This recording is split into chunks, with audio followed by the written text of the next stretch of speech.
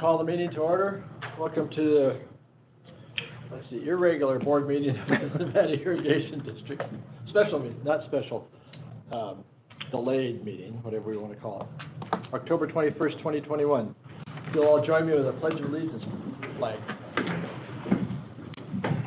I pledge allegiance to the flag of the United States of America and to the republic for which it stands, one nation, under God, indivisible, with liberty and justice for all. Thank you all.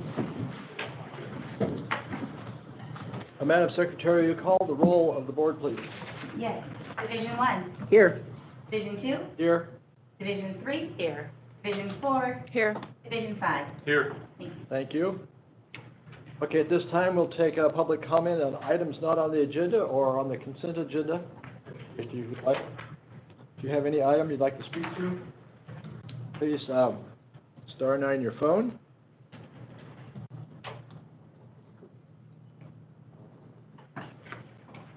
Anybody like to speak on any items not on today's agenda or on the consent agenda?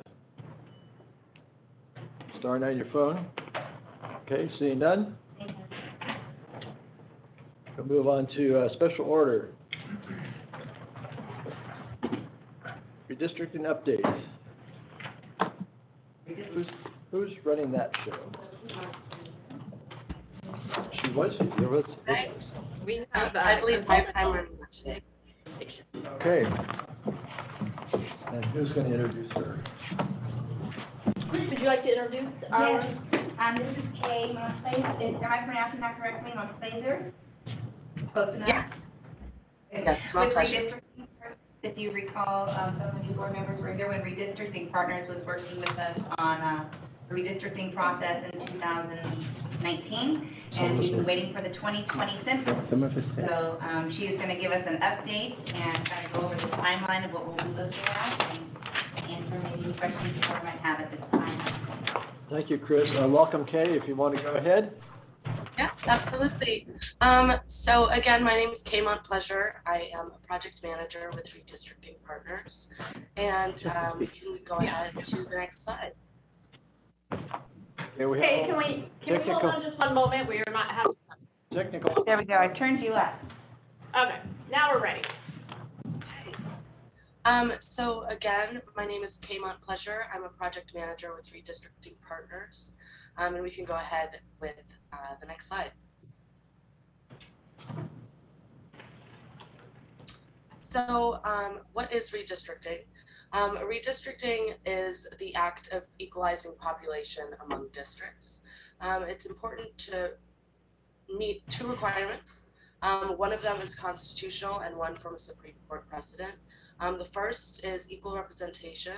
So that's how effective any resident can be advocating for themselves.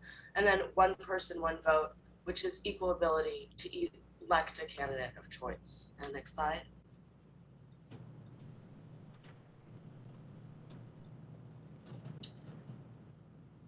So redistricting has changed significantly over the years as federal and state laws have transformed. And another way that redistricting has been really transformed is public perception of redistricting. So 97% of voters agree that local government should be required to have transparent and open redistricting.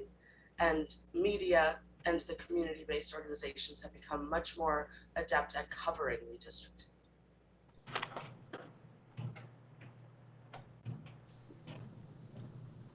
So a ranked list, oh, I'm sorry, just one more back. There's a ranked list according to the Fair Maps Act that are criteria that have been used nationally and have upheld by courts. The first of these is relatively equal size, and that's people, not citizens or voter. It's relatively equal size of the whole population. Contiguous. So contiguous means that districts don't hop or jump, or another way to look at that is that you can draw them with one line. They also maintain communities of interest, which are groups of people who would like to be maintained in one district. It could be neighborhoods or people who speak the same language, schools, districts, things like that. And then they follow city and census designated boundaries, which just is helpful to work with the local government and keeping districts compact in both appearance and function. So what that means is, I'm sure that most of you have seen when thinking about redistricting those kind of snake-like districts that are long and spindly. We don't want districts like that. We try to stay away from them as much as possible. So you keep them as, square or circular as we can.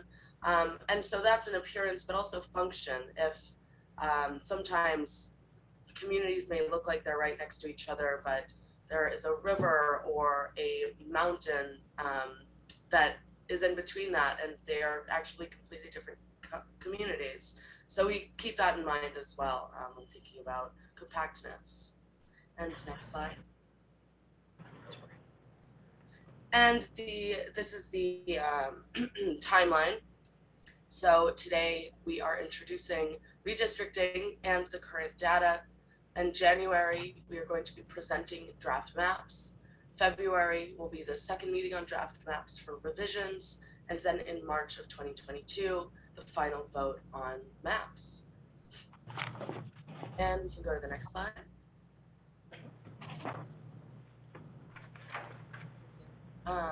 So this is the data that is based off of the final census data.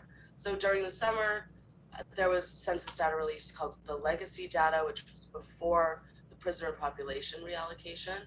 So this data that we have here is the final census data that we are going to be using to draw lines. And next slide. So here you can see a breakdown of the populations and deviations of each of the 5 divisions. You can also see the citizen voting age population, or CVAP, and none of these communities, or none of the CVAPs are over, Latino, Asian, and Black are over 50%. So you won't have to be thinking about the VRA there. And we can go ahead to the next slide.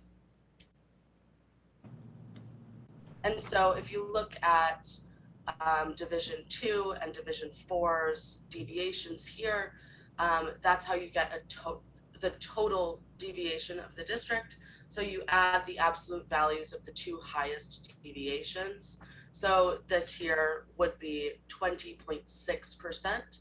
And in order to follow the Fair Maps Act, the deviation has a maximum of 10%, so there will have to be movement in some of these districts. But other, We have a quick question for you. Sure. One of these pages says at the top that I think you were using, and on the screen says City of Santa Rosa on there. And there's 7 divisions instead of 5. And there's 7. So this does not even apply to us. I was uncertain why this was in here unless it was. Oh my goodness, I'm so sorry about that. Let me, if we could just go back to the last slide. I'm sorry, I don't know how I did it.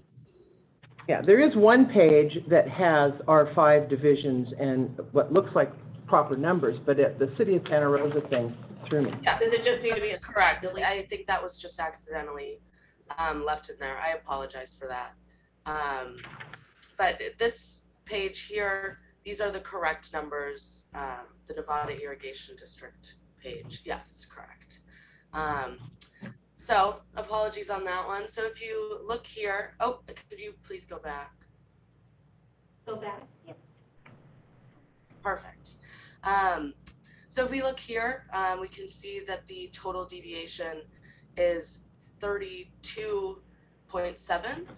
So again, there will have to be movement, especially in Division 4, Division 2, and Division 3 as well, to stay in that under 10% deviation.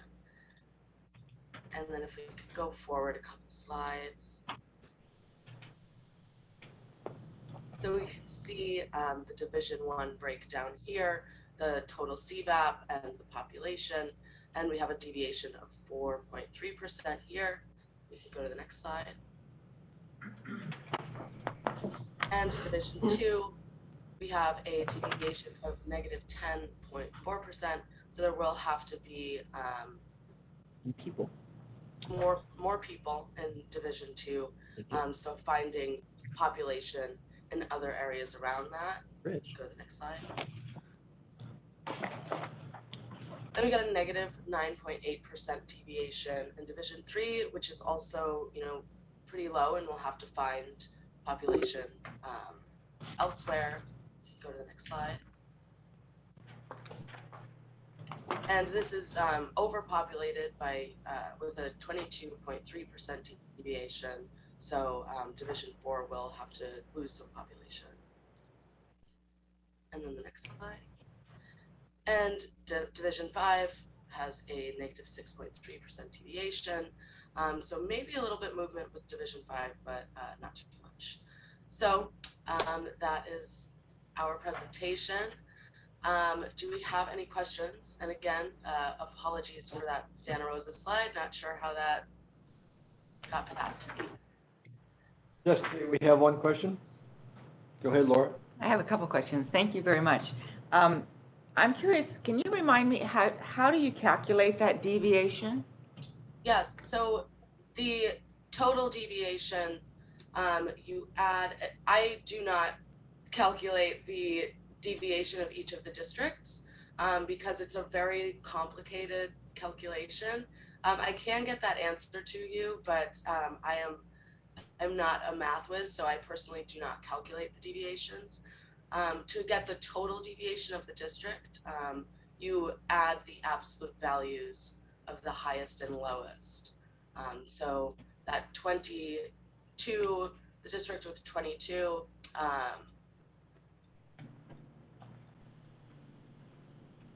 22.3% in Division 4, and then negative 10.4. Mean, so it's based on the mean, not the median. It's based on the mean, not the median. Is that correct? Is that correct? Are you, okay. I'm sorry. All right. And then my next question, this item was presented, 2019? And in 2019, we were going to base it on the 2010 census data. And so we got a sheet with the 2010 with all of the different, and it's very different numbers than this. Was it really the 2010? Were you weren't involved in that one? Yeah, it was the 2010 census. It was, because I did a Which is little. why we tabled it until after the 2020. Which is why we tabled it. Right. The 2020 numbers were ready. Yeah, that's right. Right. And so the 2010 numbers, the differences came out a lot different. So in fact, anyway, so we've lost 4,000 people overall since 2010 to 2020. In overall population? In overall population in the district. It's not surprising. And yeah, and so these numbers just, they didn't make sense to me, but you weren't there, so I'll hold off on my questioning. It shows that Division 3 lost 200 between 2010 and 2020. Division 3 is the only one that lost, and Division 3 lost 297 people, where 1 and 2 gained about 975, and Division 4 only gained between 2010 and 2020. My division only gained 727 people. And so it just doesn't, I'm. Oh, I see where she's going. Okay. I'm confused. I just took the difference between what was in 2010 and 2020, and so the population loss, again, in my division was 727 people, and Division 5, remarkably, gained 1,856 people from 2010 to 2020. Yeah. And so then I looked at these numbers and I go, it just didn't make a lot of sense to me. I couldn't quite follow the logic. I was just wanting some clarification. Why certain divisions went up and others went down? Based on the numbers she just. Based on the 2010 census versus the 2020 census? Yeah, isn't that what we're doing? I mean, that is maybe I'm in here. Yeah, these numbers should be based on. Well, they are. Are you wondering why your division didn't experience the similar population growth? Yeah, I'm wondering why these deviations, it shows that Division 5's deviation was minus 6.3%, but they gained actually the most people. So it seems like they would be, but I. Oh, I see what you're saying. I'm just and then, so I just didn't understand how it's calculated. And I didn't really start looking at it until late in the. How about we staff will do a deeper dive with the consultant and get some information back. I do think it's also That would be helpful. Yeah. That's what's happening in the next meeting, so that would be good, because, and total columns, we all like total columns, you know, so we can see. In 2010, it had total district population, there was a total, there's no total columns on here, so. Anyway, it wasn't clear, so hopefully next time we'll have it there. We certainly can. We'll go through the data a little Okay. bit more so we can provide some additional feedback. All right, thanks. And I would anticipate their maps will be very similar to before, where underneath it will have those totals like you were used to seeing a few years back. On the maps? Mm-hmm, Yeah, how you had the old map had the numbers. And yeah. And the, Okay. just to be clear, the deviation does not represent a loss in population. So the deviation is really how far away it is from creating an equal division. So Oh, right, Oh. so There you was do a have to total- lose that. there was a total gain, and so the deviation just equalizes each of the divisions. So there was growth in Division 5. The deviation doesn't have to do with the growth necessarily. It's Right. just how far it is from that It's population. equalized numbers. Right, So right. it's not, the deviation line is not a population increase or decrease. No. That was my That- question. So thank you for asking that, because I go, Yeah. yeah, look, you gained Deviation from the mean. 4,424 people. Yeah, And right. you did. Right, because it shows Okay. that mine has the biggest deviation, but it's clearly not the biggest. Well, I think this brings up a valid point, is so what you're looking at is you're not looking at census data compared from 2020 to 2010. Yeah. You're looking at only 2020 Mhm. the Uh-huh. entirety to then redivide. Redivide. Right.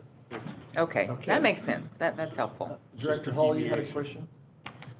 When you look at redistricting, are you paying attention to, because you have the citizens of voting age and you have the 2020 census, and when you consider how you reorient the districts or divisions, do you look, which of that data set do you look at? So there are redistricting principles that we follow when drawing the lines. With the data set, we really focus on that equal population, and just that's pretty much what this data is for, to determine where we need to reallocate in each division, so we can hit underneath 10% of a total division or a total deviation of the district as a whole. So that's really what this data is helpful for equalizing that population. And then, after that, looking at communities of interest, making sure that everything is contiguous and compact, and following those principles, and going by city lines, and hearing public testimony and getting recommendations from you. Thank you. Director Johansson? So, thank you for all this. My question has to do with the final determination comes in March. We have elections in November. How does someone figure out which districts they're going to be in? I think that's a question for you all to decide. But the November election, these new lines will be in place before the November election. They will be in place. Yes. Okay. And we do our resolution notifying about the election by May 1st. I guess the question is, when's the deadline for the elections on this, right? Oh, August. Is it? July, August. Okay. Yeah. You will know prior to being required to pull your papers. Okay. And isn't there a law that requires 180 days or something like that? Yeah, there are public review periods. Were those built into your schedule? 180 days prior to the election. That's May 1st, probably, we need to do that resolution. Okay. Good. Sorry, I didn't. Any more questions? What? Okay. Did I answer your question? No, I knew the answer. It's just that, not a lot of time prepared. Yeah. Right. Oh, yeah, this is gonna have to all work. Right, so I think one of the items that staff is looking for input on is there's a variety of tools that we can use through the public engagement process. Some cities are probably, or counties that are more general government centric, they do a pretty robust engagement process whereby they will have either open public meetings that assist with kind of this map drawing exercise so that the public can participate. Taking it another step, there is a web-based tool that we could provide to our constituents for them to be able to participate and draw maps and submit maps. Or we can hold the public workshops, take input from the public, and then have the consultant draw the maps for us. So we do need to kind of determine the level of engagement, and there is a price tag associated with each different level, with the most expensive being the web-based tool. From my experience, I've just recently went through redistricting. The web-based tool is very helpful when you have a very engaged population related to the map drawing. I think it can be a little challenging to use, so it is helpful to provide some kind of tutorial workshop type scenarios for the public. I don't know, but even with that said, even in a very engaged government-centric organization, you probably get maybe 12 to 15 folks using it. The next kind of step down would be public workshops where we could have a consultant come and assist with drawing maps and provide more of a tutorial session where they're not actually having to go on the website and draw the maps themselves. Or we can take public input, which would be the lowest level. The cheapest option would be public input at the board meetings and the public workshops, and then have the consultant draw a variety of scenarios that we would then propose to the board for consideration. So we're kind of looking to the board for some input, and we could even go a step further, which I don't believe is warranted or we have time for. You could form an independent districting commission that has independent authority that then goes through this process, holds their own public hearings, and draws their own maps, and they select the map. So there's a variety of ways we can do this. For our general business as an irrigation district, I don't know, I would personally recommend an independent districting commission given the amount of time that we have. I'm not sure that that level of autonomy is probably necessary for our level of government. But, you know, we are totally open to input and conversation about it. Well, thank you for that explanation. Do we want to, we'll continue with her. Does she have any more? Kay, did you have more in your presentation before we go on with this discussion? No, I do not. Go ahead. Okay. So Director Hall. I just would support option 3. Yes. To have it as part of the board workshop. So we would have a workshop, receive input, and then have the consultant draw us maps that would then be presented to the board for consideration. That's the fastest. That is certainly the fastest option. Yeah. Mm-hmm. And when can we get that done by? As quick as we can move, there are some here, we do need to do, how many public meetings do we need to have? 2 minimum? I believe so. Yes. Is it two public hearings or public meetings? I think they're full hearings, aren't they? And there's a 30-day 30 days period in between, so. before the board can adopt. So we'd be looking at January, February, likely adopting resolution probably in April. Okay. We can push it, we can try to push it. If the board desires, I can put together a schedule that's very aggressive, and we can consider that, and then we can put together a more relaxed schedule if we want to take a look at those. With 5 inches of rain on Sunday, I'm not doing anything. So I'm celebrating. Nobody may be able to get to our workshop. Our meetings that would be fun. Yeah. And I believe, when did the census come out? Was it just in the last month? It's been a few months. It got delayed because of COVID. Yeah, and that was one of the challenges that most agencies are experiencing right now. The census was late. We are having to get in line with all the cities and counties that are also redistricting right now. So we are a little bit under the gun, but I'm confident we can get it done. Okay, Director Peters. what was this current schedule based on? The schedule that was presented, what was the assumption on the current schedule? So we get started on it in January. Right away. Meaning, That we start January.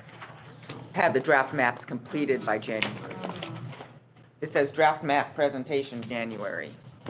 So we, And we could start that. We would need to have some public workshops in between then. I would recommend that we probably hold some type of workshop November? November and December. Yeah. You know, one challenge I will just caution everybody is that when you try to force things during the holiday period, sometimes the public doesn't Right. appreciate that just for timing reasons. But, And the municipals We don't have a have, choice. an election before we do, and so I Yes. know that there are plans right now with getting those, them. Yeah, their election Will is they in March. work out any kinks that might come along? They should be seasoned by the time it's up. So March looks like it's the earliest. oh, absolute earliest. I would say this is fairly aggressive. We might be adopting resolution. Because you're going to vote on the final map and then you have to adopt by resolution. Mhm. 30 days. So we're looking at April timeframe. Okay. So, correction. Well, we need public comment, right? oh, yes, we do need to. There's someone else? And then we'll have to talk about whether we're giving a, or having a motion or a nod of the head. I'm going to photograph of Ruben up here said. There you go. Public comment. If any member of the public would like to comment on our discussion about redistricting, start on your phone this time.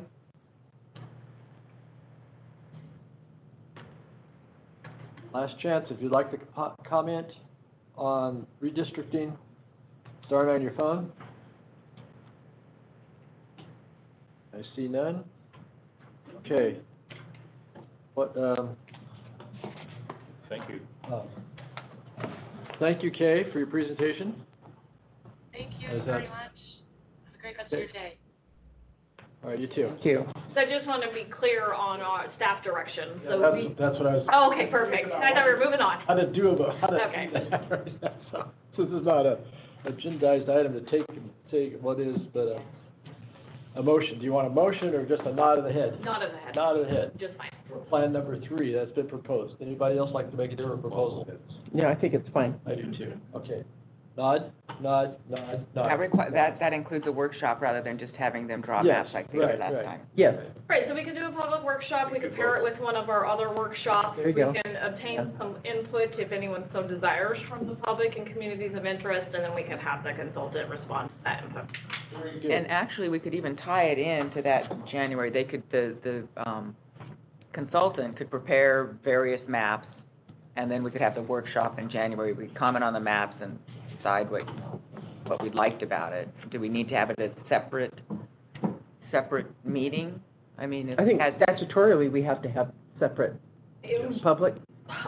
think this is In my the number. experience, it's a good idea to have an initial meeting because the complexities surrounding the nuanced requirements for the map drawing can be a lot to wrap your mind around in the beginning. And so I think it'd just be better for the public to kind of have an introductory session. Okay, I'm good with Okay. that. Sounds good. Thank you very much.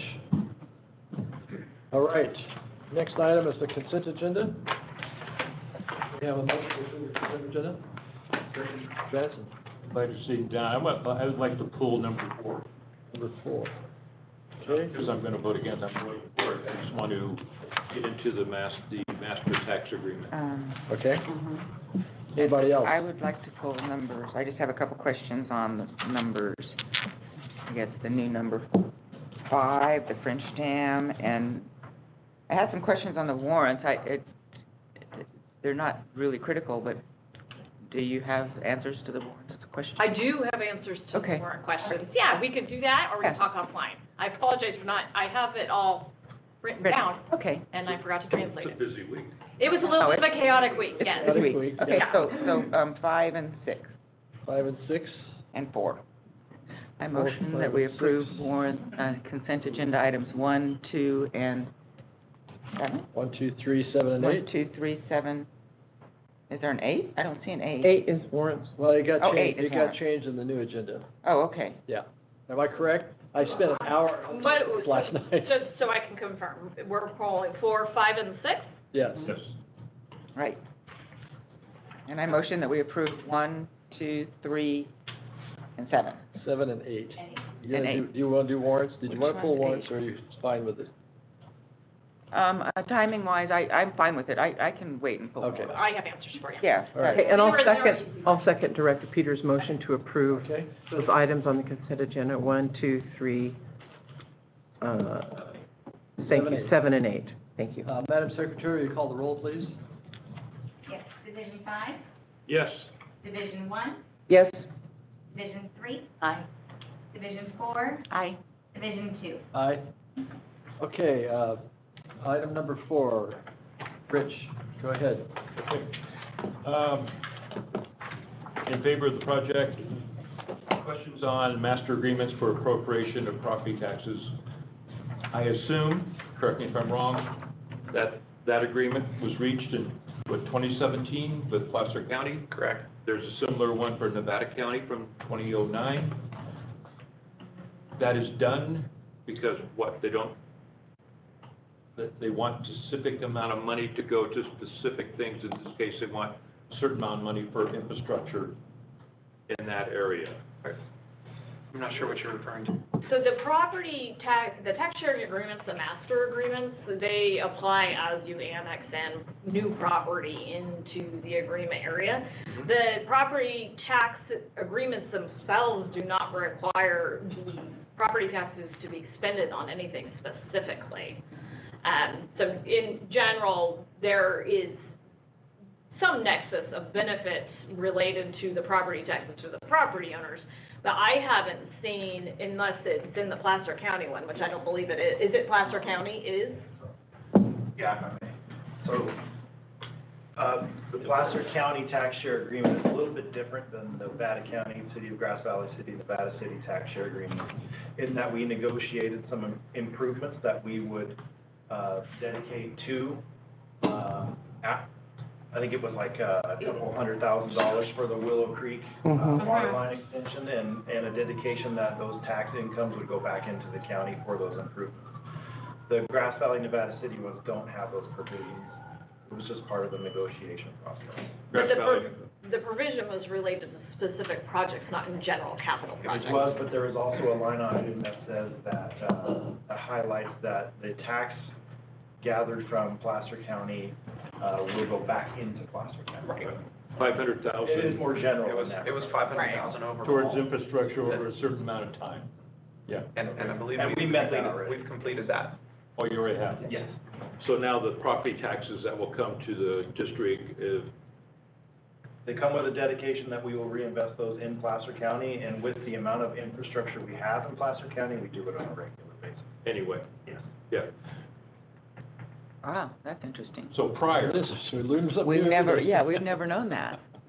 No, some people have been paying property taxes without service, but they don't have the advantage of having a master agreement. So we have, according legally, our property taxes can be used for a number of things. Water rates, subsidizing, Correct. infrastructure. I'm one who firmly believes property taxes should be used for infrastructure capital improvement program.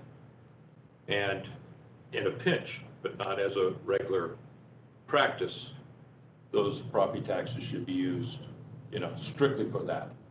But in an emergency, maybe for water rates 1 year, but not 2 years.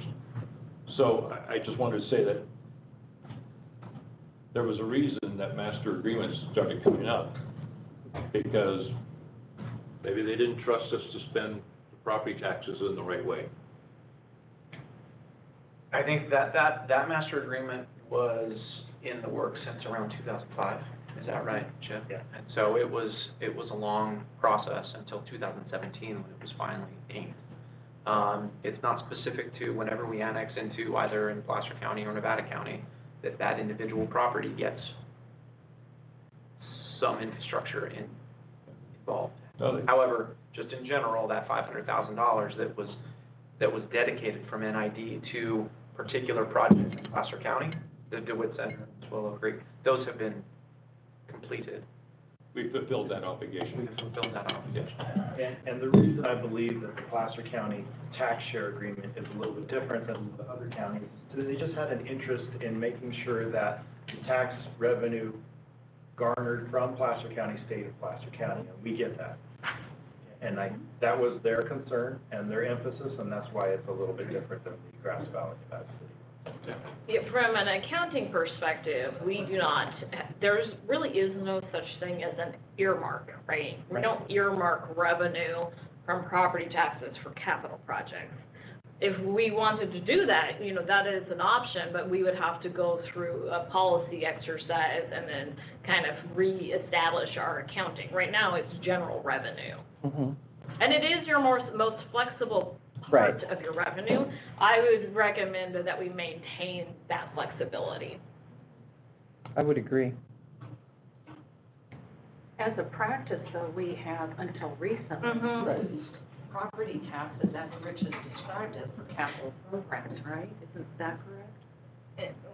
Well, we have used an amount of revenue that may have been equal to the property tax revenue, but in reality, we're not earmarking or otherwise legally or by policy restricting that revenue in its own fund. And that's really what you would want to do, right?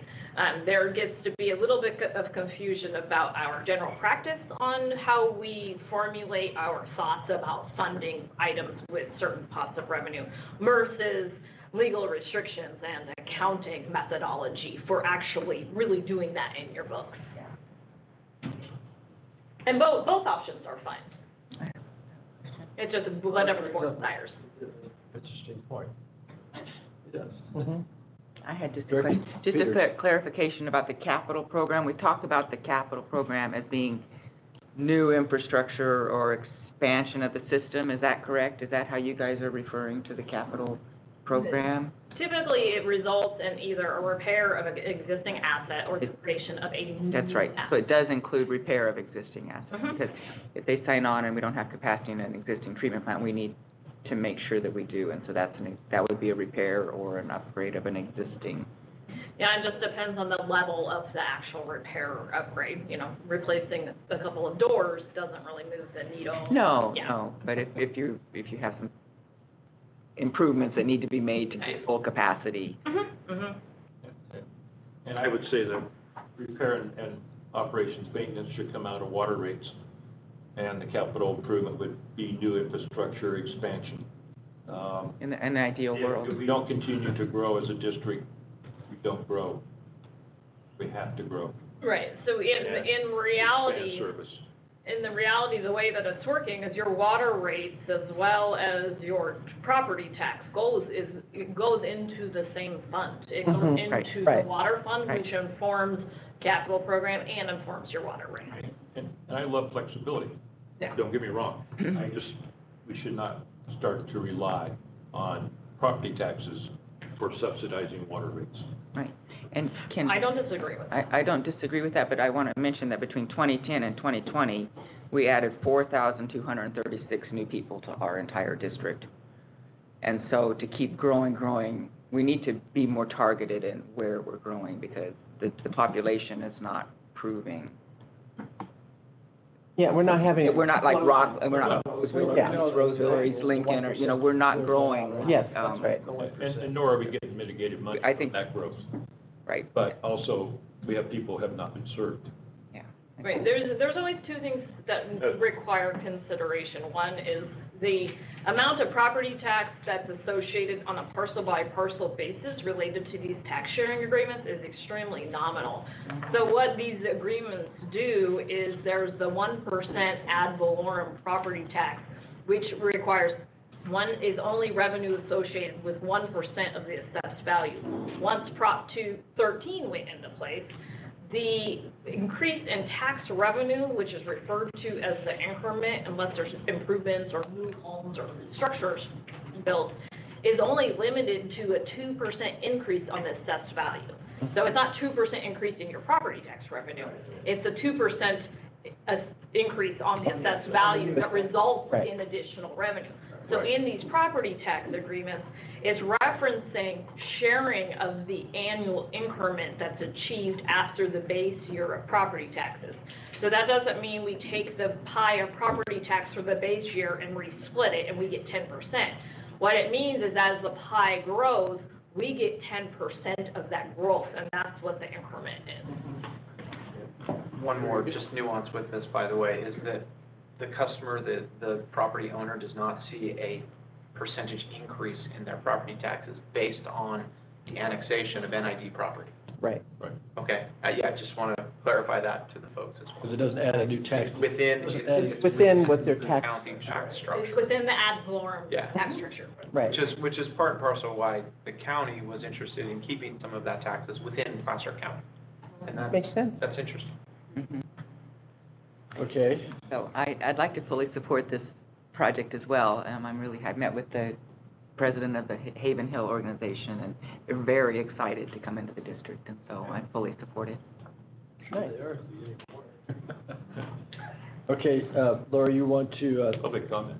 oh, I was gonna do all three. Can I do all three together? I would recommend we do them separately. Separately? Okay, all right. Is there any public comment on item number 4, application for annex Placer County Haven Hill Water Association? If you'd like to comment, star 9 on your phone. Nevada County Contractors Association, NCCA. Good Okay, morning, yeah. can you hear me? Yes, Barbara, So go ahead. this is Barbara Bash, I'm with Nevada County Contractors Association, and I think it's a timely discussion, so I thank you, for bringing this topic up. I would just like to see this discussed when you start discussing the capital improvement program and the water rates, so, and how, to use those rates. I know several people, a family that wants to build on Banner Mountain currently who, because of the cost of bringing those extensions in is going to have to pay $30,000, which really makes it difficult to build a house. And they've been paying property taxes on that property because it is part of the district. So, and I have a friend on Idaho, Maryland, that wanted to hook into NID because of their well situation and, is facing the same thing. And those properties are paying property tax because they are part of the district, but not getting service. So I just wanted to point that out, and I hope that's a topic for discussion in the future as you consider how you're going to use property taxes. So thank you for allowing me to comment. Thank you, Barbara. Does anyone else like to comment on the application for annexation? Chris, could you come help me with my computer, please? Anybody else like to comment this time? Okay, entertain a motion for item number 4. I move that we adopt Resolution 2021-34, making the application for annexation of land to Nevada Irrigation District's unincorporated Placer County. Is there a second? Director Johansson? Ruben. Moved and seconded. Madam Secretary, call the roll. Yeah, right over Would you here. run back over there? Yeah, I can walk and do it. Division 5, Yes. Division 3. Aye. Division, where am I, 1? Yes. Hard, it's very dyslexic doing this. Division 4. Aye. Division 2. Aye. Thank you. Okay, next item is number 5, French Dam up. Lauren Peters wants to ask Yeah, questions about I just had a quick question I just wanted to hear a status on that project, and I know that pouring concrete in cold weather, I've been watching this falling up in that area, and temperatures a lot of the days are in the 20s. I mean, it's really cold, and then maybe at noon, 1 o'clock in the afternoon, it gets up to 40 degrees. What is the worst and best case scenario? What happens if you pour concrete and it's too cold and it doesn't cure versus you pour it too hot? And, what is the worst case that could happen by getting so late? You get the adhesion and the spalling of the concrete sooner than it would normally potentially do with the freeze thaw stuff.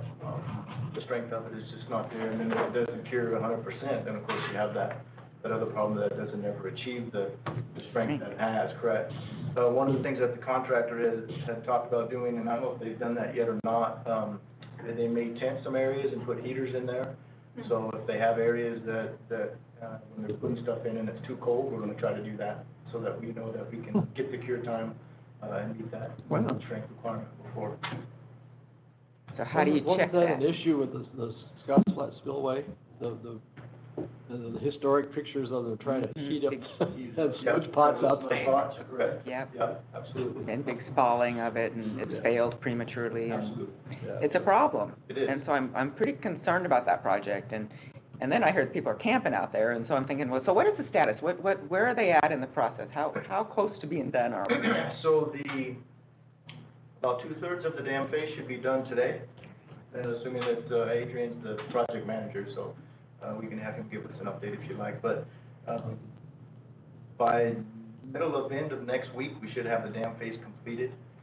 We still have the training walls and part of the rear structure that still needs to be done, and then we'll be working on that towards the end of next week and into the following week. Our permit currently allows us to work until roughly November 10th, although we can extend that if we think we need to. So we're driving everything to be done by the 10th. Mother Nature has started to not cooperate with us. This is a warmer storm event that's coming in, so we don't expect a lot of snow to be sitting at that elevation. That little one that we got this last week did affect their ability to even get in and out. They are camping on the site because it is so remote. So they have wall tents that they've been camping there for the last 2 months, 2.5 months. And doing that, cooking on the site, and doing all that together there. And so you mentioned, Adrian, you're the project manager, but I was looking at the FERC documents for this, and there's a design engineer, there's a resident engineer, and there's a project manager. Are you the resident engineer? Who's the resident engineer? What engineer is overseeing the work to ensure that it's So Dar, the dam safety engineer, is the engineer of record. He's the one that designed and stamped those drawings, and he's in communication working with Adrian for this project as it moves forward. Adrian is the one that's typically out in the field dealing with the contractor and then stuff going on, but Dar is in direct communication with them. at all times? Okay. And is monitoring the work in situ? Yeah, correct. And he's been out there several times. In fact, I think they were just out there yesterday or last week. Now, the temperatures have been much more favorable this week, so it's been less of a concern as opposed to. Yeah. Yeah. The biggest thing is getting access to there. If we still have any kind of snow dropping, getting to the site is very difficult. Because it could just like Scotts Flat Spillway, it could prematurely fail, and so I just want to be mindful. So why we focused on the lower portion of the dam first, so that we get that face done and complete, and get that in before water elevation starts to rise back up. That dam crest on the top, the last piece that they'll be doing next week, that's why that got held off to the end, so that if the water elevations start to come up some, we can deal with that as well. Okay, super, thank you. So it's interesting enough, you're talking about heat and so forth, but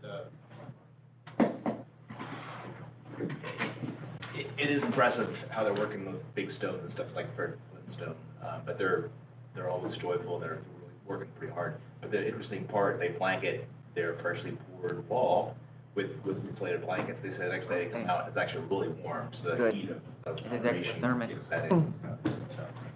Super. All right, thank you very much, I appreciate it.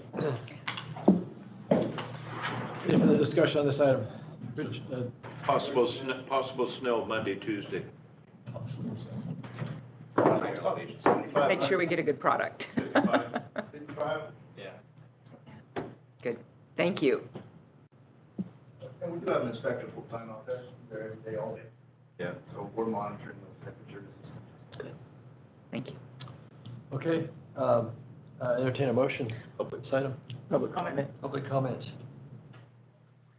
Anybody, member of the public like to comment on the Finch Dam updates project as discussed? Start on your phone. Okay, seeing none, entertain a motion, please.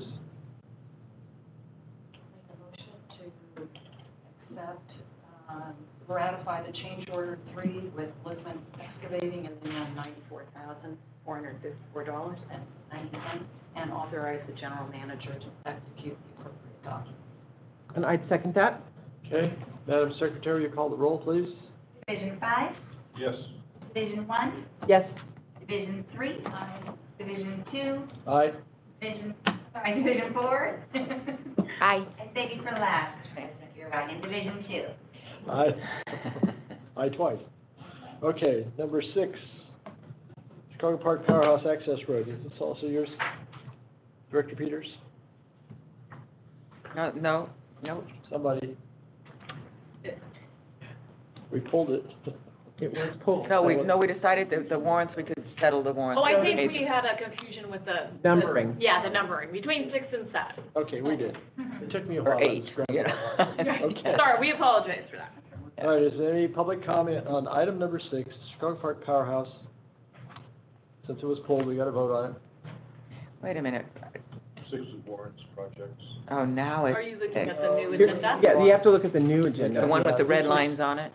That was old, giving you the Number direction. 6 is. Number 6 was number 8. Number 6 is the Chicago Park Powerhouse House Access Road. Right. And that, Warrants is now number 8. that got pulled. Maybe you intended to pull the warrants, right? It said warrants was 6. Warrants is Bill, look number at this sheet, Laura. You gotta look at this sheet, Oh. not that That one. was just to tell you what to use from the old agenda. Oh. There you have. There we go. It took me an hour to find. Thank you. 3 times. There you go, got it. Where did this come from? This was in the second, in your packet. second packet, yes. Oh. All right. Did we vote on number 6? No, we are still waiting on a motion for number 6. Okay, so we have to have a motion to got pulled. I'll make a motion Okay. to adopt resolution number 2021-35, and I'm not going to read the rest. Okay. Okay with that? So moved. I'll Is there a second that. Okay. Is there any public comment on item number 6, Chicago Park Powerhouse Access Road on the consent agenda? Start on your phone. All right, seeing none, Madam Secretary, you call the roll, please. Yes, and I confirm who my first and second are, please. Pardon? Oh, And Second, Ricky is second. thank you so much. All right, Division 5, Yes. Division 1, Yes. Division 3, Aye. Division 4, Aye. Division 2. aye. Thank you. Thank you very much. Okay. I think that accomplished that section.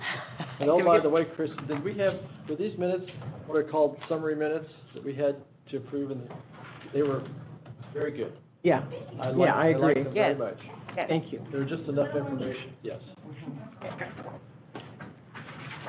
Okay, general orders, number 9, plan for water update and public outreach process. Number 9. Jennifer. Or Greg. Right. It would be both Craig and I, we're going to tag team this Tag- one. Yeah. We'll let you tag team. So, I'll kick it off and then Greg can jump in and correct me and add in. So this item in particular is related to the upcoming plan for water process. So as I'll remind everybody, we haven't quite kicked the process off yet. We're just still setting some of the legwork and the initial work to get going. One of the things and the purpose of this particular item was to provide just a brief overview, once again, of the proposed process to get any input. And then it is to discuss the board's desire for public outreach. And so one of the items that some of the board will recall, I'm not quite sure if all the board was here when this was talked about previously because I wasn't here. So previously, and this is some nuance that I don't know that I understood, so Greg actually explained it to me more thoroughly, is that previously the board and staff had a third-party consultant to develop a public outreach strategy. What was not done is the entity was not engaged contractually for implementation of the strategy. And so what we're really talking about now is what do we implement, how do we implement it in the context of our 9-stage process that we've laid out. So what I'm hoping today is that we can have an open discussion and determine how we kind of pull those pieces of the Raft-Tellis implementation plan into what we're now doing. Because it's a little bit of the cart before the horse, the implementation plan for public outreach. was set up in stages that don't necessarily coincide with our technical process that we've set up with different stages. So now we're trying to marry the two. So in doing that, we have been fleshing items out on a stage-by-stage basis, and you will notice at your seat, we have passed out a revised planning matrix. And it was revised to incorporate a couple of items that, or columns that provide some additional information. And these were in response to comments we heard directly from the board, as well as comments we've heard from the public and some of our partners with Circle and Foothills Water Network. So we've received some good feedback. Is this different than it was in our packet? Correct. So this is different, and I'll walk through the differences. Okay, one moment, though, how is it the public gets to see this revised document? So we will put it on the website, and there's no decision being made today. This is only for discussion purposes. Okay. Nothing is set in stone. This is just a stepping off point to have a discussion. And Director Eck, we're displaying it, I believe. Yeah, I see, I just want to make sure that the public, I've had many calls about this, so I want to make sure that they have access to this document. Definitely. So the idea today was, once we discuss this and have some changes to this was the plan anyway, we're gonna put this back up on the website. Oh, good, okay. And then we can even engage in more comment and dialogue. Nothing in, and this is exactly what we title it. It's just a planning matrix. It can be, and expect it to be modified as we go through the process. That's a very normal tool, this type of process. It is not abnormal to modify it along the way, because in reality, we need to be flexible through this process so that we touch on the topics that need to be touched on, we engage the folks that need to be engaged, and then we're flexible to modify our actions and presentations to be responsive during that process. We have to have a basis to start with, and we haven't done this before, so there we have it. We do need a basis to start with, and there was a couple of comments that this should have been sent out for comment prior. Well, we do decide, we need to start, right? And so in order to start, I, as the general manager, need to understand the board's desired level of engagement, because that will change this. I do anticipate after our discussion today that this will change. I do too. Jennifer, can I just? I got my own. Absolutely. Preface thing, just one thing to preface before we get into the details of this is that the idea of this document that has went out in the board packet, through a conversation yesterday with Circle and Foothill Water Network, what we realized was that the plan for water process that was designed by Raptelis a year and a half ago, we just assumed that there's many elements of that we're going to carry forward. We're going to be communicating with the community on this stuff. What we're looking at is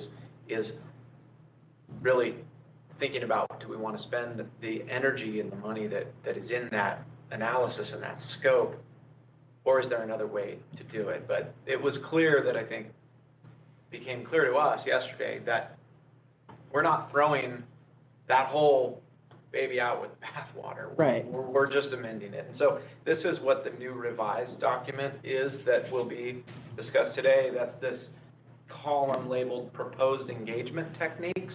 You'll see that they're very similar to elements of the Raptelis plan that are already discussed, and we've kind of talked about it, and the public has been given input for the last couple of years on it. So. And this is what and I don't even know if I'd go so far as to say it's an amendment. It's an integration of one previous step that was set up in a phased process that had different phases than our now 9 stages. So when we initiated this effort, we looked at it more from a technical perspective of how you would logically march through doing a large effort that has a very technical modeling component, but also requires some strategic planning. And so there's part of, we're kind of marrying the two, and you'll see in the Raptelis original plan, it was referred to as phases, and there were 3 phases. Now we have 9 stages, and so we're basically trying to marry those two together. And like Mr. Jones said, we got some really good feedback from our non-NGO organizations, and it was excellent because it just helped us flesh out our ideas better and helped us also communicate to the board and to the public. Sometimes, we get caught up in the nuance of the technical details and maybe not be translating or telling you what's in our brains. We already planning on doing. So we will walk through the matrix, and we can do this any way the board desires. I would recommend that we do it fluid, and that as you have questions, we just answer those questions and have an open dialogue. And in fact, I recommend also we engage with the public in the same manner. One of the overarching themes of the plan for water is that we need to be fluid and we need to be adaptable. And the way that it has been designed is not designed to be implemented in a traditional formal public meeting sense, where the public only has their 3 minutes to provide response to whatever information was presented.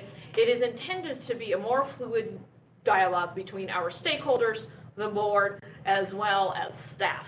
And one of the things I have heard is that, we desire to have we think a stakeholder or technical advisory committee is needed, and my response to that is yes, but this is going to be, in my vision, and this is one of the things we want board input on, is that technical advisory committee or the stakeholder committee also includes the board. It's not the standalone committee, but what that means is that we need to be flexible with the public, that they are participants in this process, that they're not just viewing the process and then limited to their 3 minutes to provide comment. Right. That is more of a back and forth dialogue, sharing, workshop, roll your sleeves up, and everybody participate and contribute. So I will start going through the matrix, and then Greg, and we don't have to go through it in depth. We've talked a lot about it at a previous meeting, but what you'll see here is essentially you have the stage, the topic for the stage, the anticipated presentation materials, and that is really staff's kind of running list of things we need to be doing. Then the next column over is titled Outcome, and that is what we feel the outcome of that stage is going to be. And then the new columns that have been inserted are, one is called Board Decision Points, and this is not to be an exhaustive list. This is a list of items we feel are necessary for the board to weigh in on.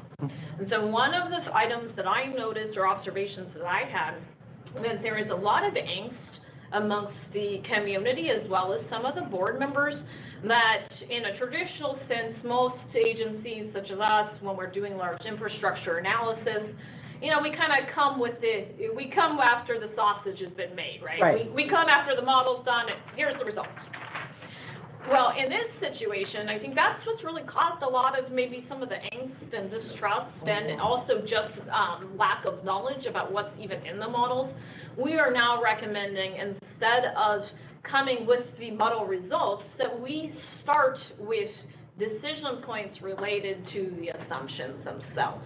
So we will be starting with the public and the board much earlier, before the model's ever built, so that those various assumptions can be made. So in stage one, we're starting with system overview. So you will see in stage one, it really is just an overview. There really are no real decision points. I may recommend we modify that a little bit, and I'll get to it in a reason in a second. Next to board decision points is stakeholder involvement, and that is really kind of and this is one of those items that this is not an exhaustive list. It is meant to facilitate discussion around the items we want to make sure that we hit on, that we know are important to our stakeholders. This can be modified at any time. It can be added to. It can be deleted. It's just kind of that running guide to facilitate making sure we have stakeholder involvement. Then we have kind of some general comments just to better explain things. And then the last large column, proposed engagement techniques. This was really as a result of our conversations with Foothill Water Network as well as Circle. And that is proposed engagement techniques. So one of the feedback that we got, and it was very valid, is there was a lack of understanding of how we were going to integrate some of the tools that were in the Raftellus study into this particular process. So what we did is we went through the Raftellus study, we started pulling out a lot of the engagement tools, and we started aligning them with the process stages so that the general public can have a better level of expectation of what that engagement will look like. And this also is not exhaustive. This can be modified and changed, and I expect it to be modified and changed as we go through this.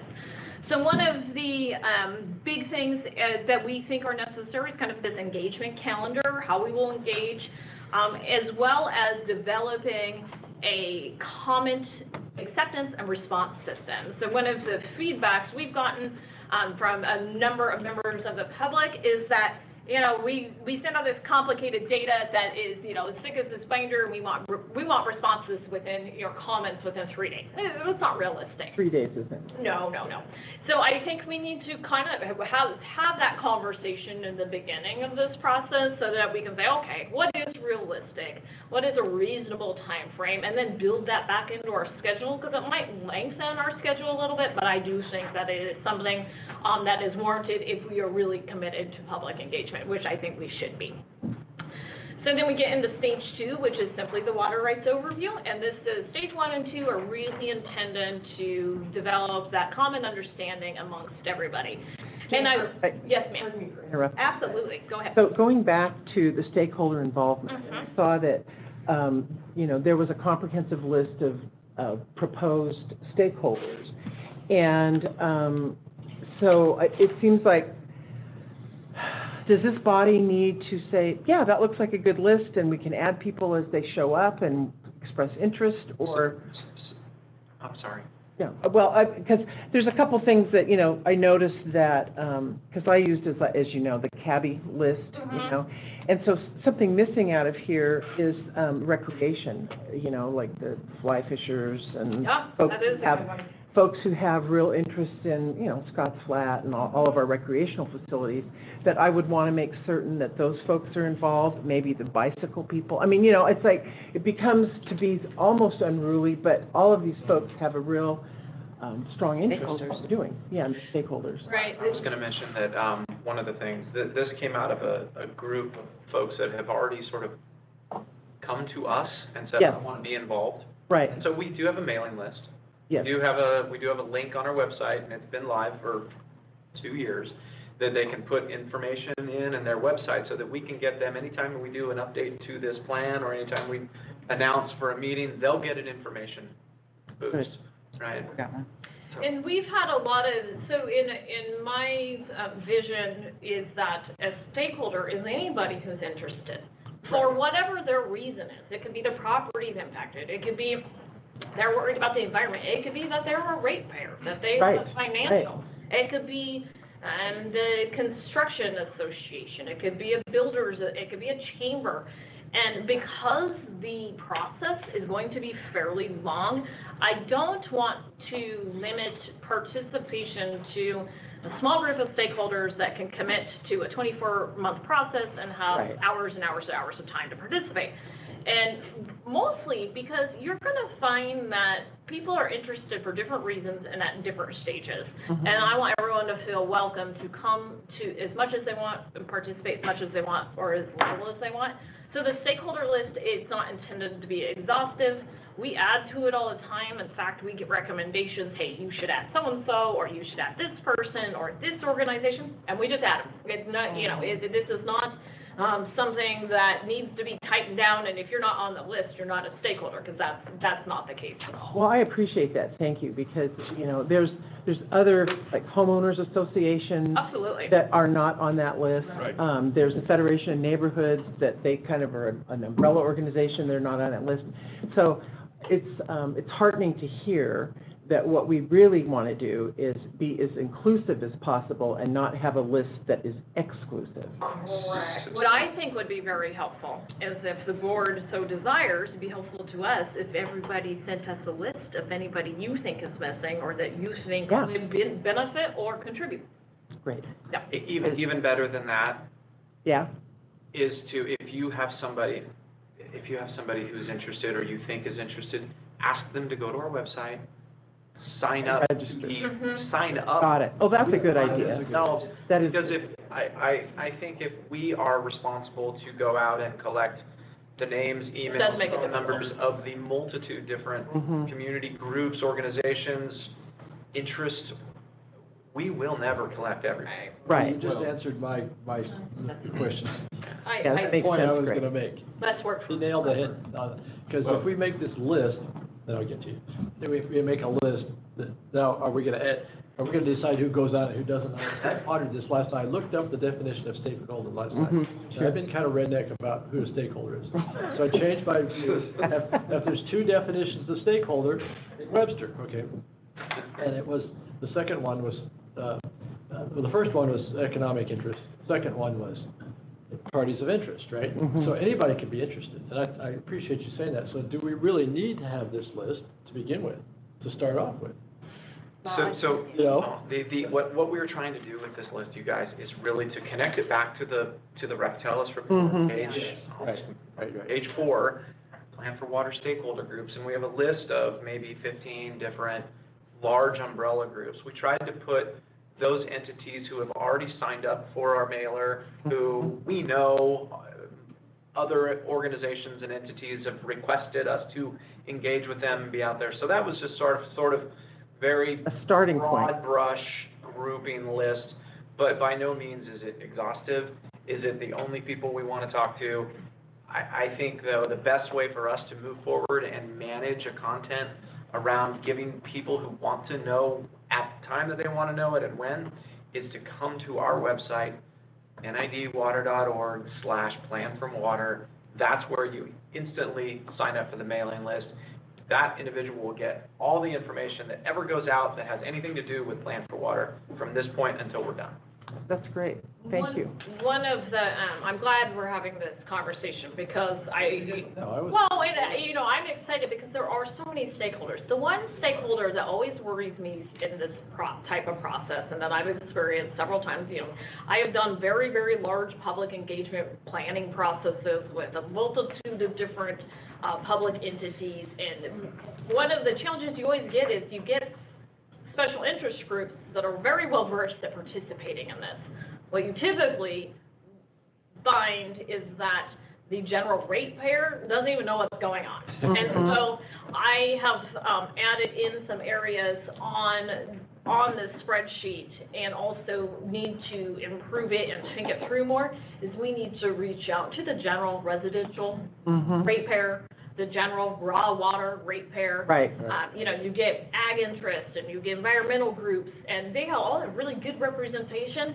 But the representation of the standard ratepayer really falls on the board, right? Yes, that's right. Yeah, and it's 95% of our constituents. So, one of the things that we have recently done has engaged with a company that specializes kind of in PR, but on a very meet you where you're at type of campaign through whatever social media or outreach, whether it's through our billing, whether it's through bill inserts, whether it's through providing information at the utility billing counter.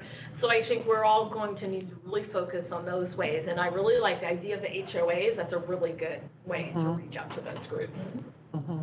Yeah, it is. Director Johansson. Yeah, I like the idea that whoever wants to be part of this needs to show initiative, sign up. Yep. All right, the commitment.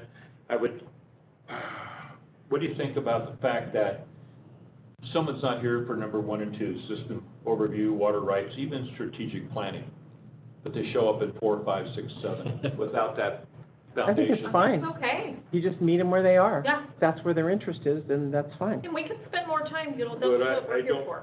You know what I'm saying, I don't want to be spinning wheels trying to re-educate when they haven't. All of those meetings would be more or less, they'd be recorded some way, shape, or form. So they can go back. Go back and look at them. They're living on the website, And I'm fine with that. because they're going to be public meetings right here. They're going to be workshops. They're being recorded, and they'll live on YouTube. And I like the idea that HOAs began, I like that idea. and the one group that, ranchettes, raw water users, I think we need to reach out and really get them motivated because they have a lot at stake. And in this process, 90% of our sales are raw water. You know, agriculture, I think, will show up. See the Ag Commission and Farm Bureau, both counties. There's a lot more out there, farm advisors. And one of the things what we will find through this process, if it already has happened, is that there will be times where it's going to be a good idea and beneficial to our effort to have side meetings, right?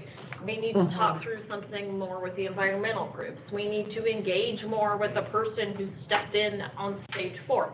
And that's okay. You know, that's what we're here for, and we're here to provide information and a service to the public. And so we're more than happy to make time to do that. And those meetings will be available. She's for the, okay. Yep. Okay. Director Peters had a question. Speaking of our outreach, I know that we had those meetings in 2018. When we first kicked it off, we amassed hundreds of emails of people that were interested in the project.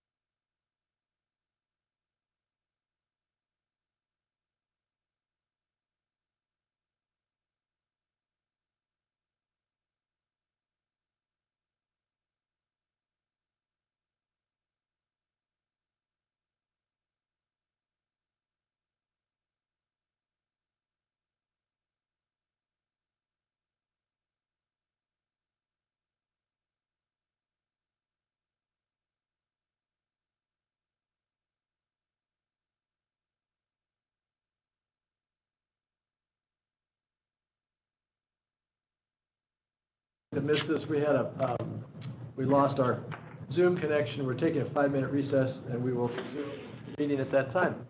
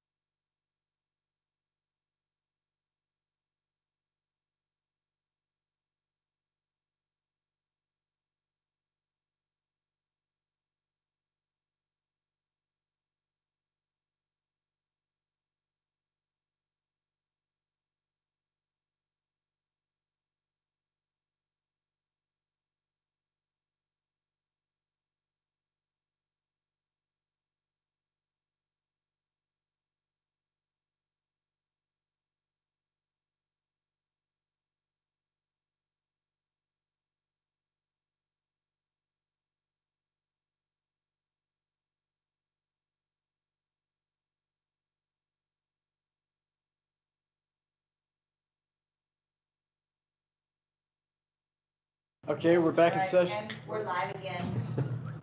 Okay, we're back in session. Hope you all can hear us now. Thank you for raising your hands. Thought you all wanted to talk to us. Okay, let's see, where were we? I think, Laura, I don't know if are you you heard finished, Laura. Laura? Yeah. Laura had questions, and then Karen had a question or comment. Yeah. Then Karen. Go ahead. Um, Oh, Laura, go So ahead. I don't know how we heard, but I wanted to confirm that everyone else that was on that list prior that had signed up Yes. actually received email notification that this process was starting. And you mentioned that we haven't started yet. I know the board item says it starts on November 16th, but I think we're starting on November 9th, right? Yes, so we sent out a save the date email. Greg just pulled the data. We sent it to 418 people who have signed up. And actually, we have data on the board. 16% of the board opened the email, so somebody gets the gold star. Ricky gets the gold star. So I'm not getting those emails. So we're gonna, after the meeting, let's confirm that we have your email. Maybe there's typo in the name or something. We'll make sure you're on. They weren't working. Okay. And our email also wasn't working. So if you're using your NID email, that could have been Okay. lost. And just to confirm, we're starting the process on November 9th, 2 weeks, so we're starting in 2 weeks. very special day. Okay. My birthday. So, Well, then, if you want cake and pie, you might want cake and pie. Don't look at me. Saying. Oh, she still owes a chocolate pie. I owe chocolate pie. But Yeah. don't tell anybody. Hey, you know, the best thing we could do for Jennifer on her birthday is have a short meeting. I know. No, I'm kidding. No, we're good.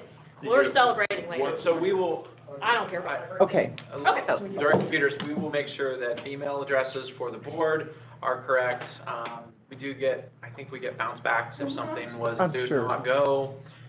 We will make sure, and content management of all of our systems is part of this process, and making sure that email addresses are up to date and et cetera. Right. And to go to Director Johansson's comment was, what if you come in the middle and you don't get to have that? And it sounds like it's you snooze, you lose, but No, the no, Raptillis, that's not what we said. that they can come in at any Going back over time. the material. So the Raptillis says that they're gonna prepare infographics and FAQs and present the information in all different formats and get it out in different ways and put it on, maintain all the social media sites and maintain the websites and And we're planning to how do much, that. who's gonna do that? Who's gonna do that? So it's noted in this last column, and so we identified the areas and stages in which we would anticipate doing that.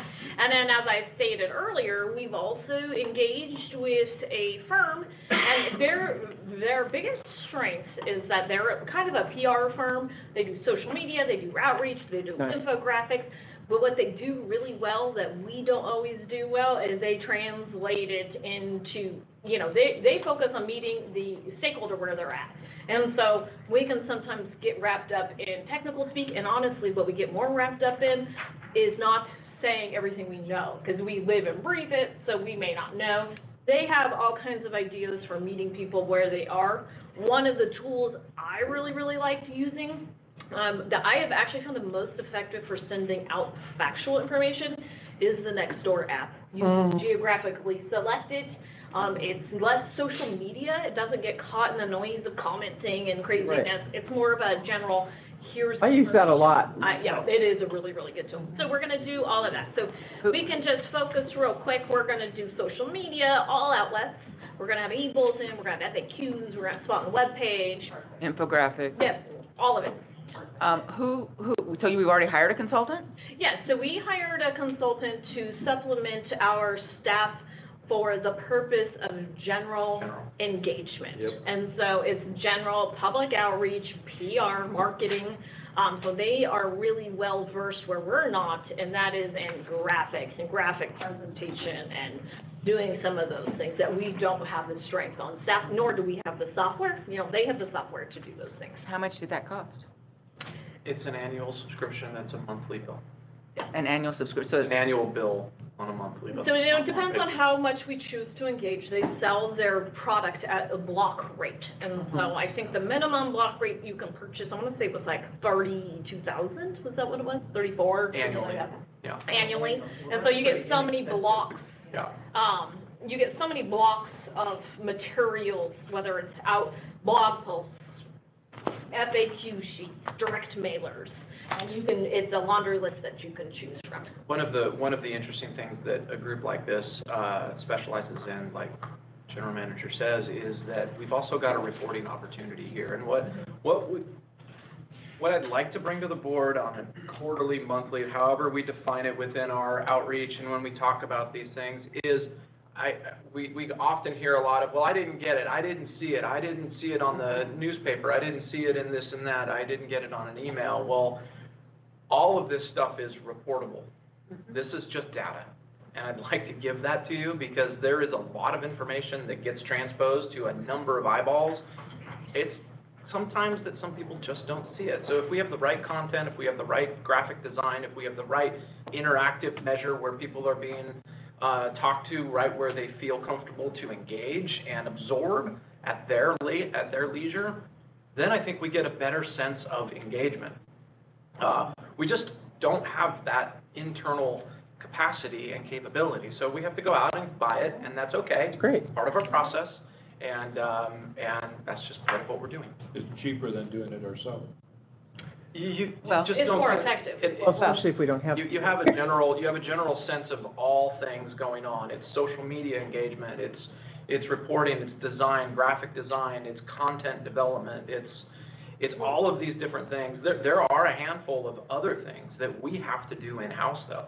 There's management of website, there's content management, there's consultant management, there's frequently asked questions and preparations for things and newsletters. So there's a handful of things that we're still doing in-house. Who's doing that? We have staff.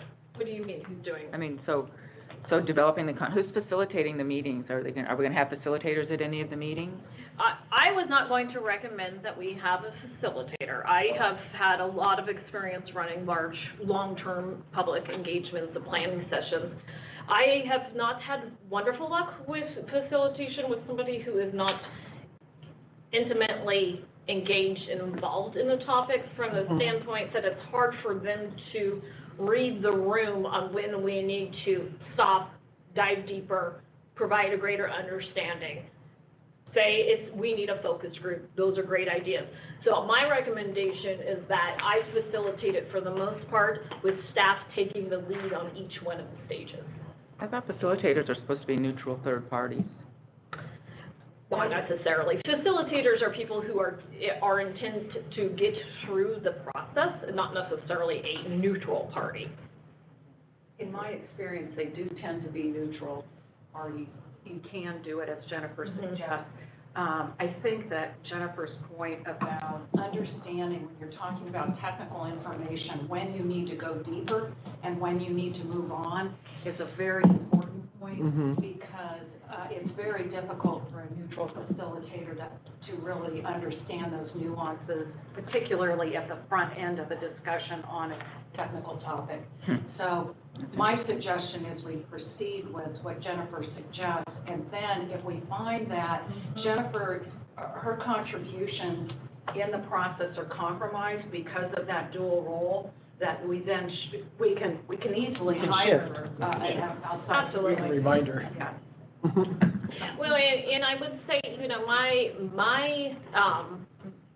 my goal in this process is to get through the process, have people feel like they were heard, understood, engaged, have the board comfortable with where we got. I don't have any personal desire for any outcome. My only desire is that wherever we get to, I don't mind if somebody doesn't like where we got. I don't mind if the board, I never care about a 3-2 vote or somebody who disagrees with us. What I care about is that we get to a 3-2 vote because you weren't comfortable and you didn't understand and you didn't feel that you got all the information, and that's the same with the public. And I do think, you know, we start going through this, and this is where the flexibility comes in. It's going sideways, let's hire a facilitator, absolutely. That's right. Director Johansson? I did have. Oh, I'm sorry. Go ahead. So, in the list of community groups, I wonder if it's worth acknowledging the property owners in the Bear River area of Centennial Dam as a community Stakeholder group. Yes, Yeah. because I'm sure they're part of the mailing list, but I think just identifying them as an interest group would go a long way in acknowledging their kind of interest in that broader community stakeholder group. So that's a suggestion. I like that idea. What if we do a direct mailing to them, an actual hard copy mailing to the former inundation area, so they don't feel that they need to try to find us? Not, it's, hey, we know you're probably the most concerned about everybody, and let's get you involved. Yeah. Okay. And I do think that, you know, I know we each get some communication with that group, and there is a great degree of ongoing concern. And it's warranted. Yeah. Another idea is that I was talking to Joe Fisher with the Placer County Farm Bureau, and he talked about the value he felt when we had the ag meeting subgroup, and he talked about how he felt like he was an ambassador for NID after those meetings took place. He said they were only short run, but he felt really engaged and committed to the dialogue that took place. And my suggestion is the creation of community ambassadors for this process. And I think each of us as board members serve in that role. I think all of the management team and employees of NID serve in that role. But I also think that there are Barbara Bashel with the Contractors Association. I think there's a whole list of people who are going to be engaged in this process from start to finish, or environmental folks that become that community ambassador, and to acknowledge that kind of role of being informed and being supportive of the process and communicating their thoughts about the process to other stakeholders.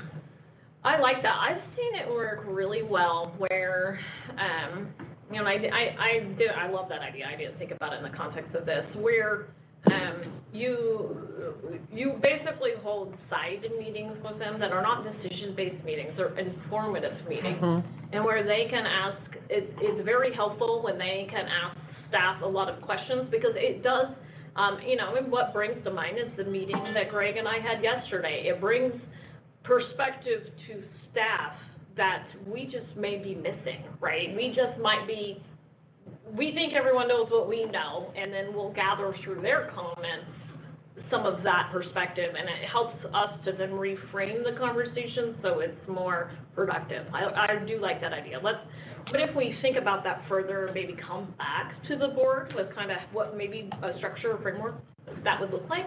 Yeah, and I think they serve as ears, as you say, in the community. They do.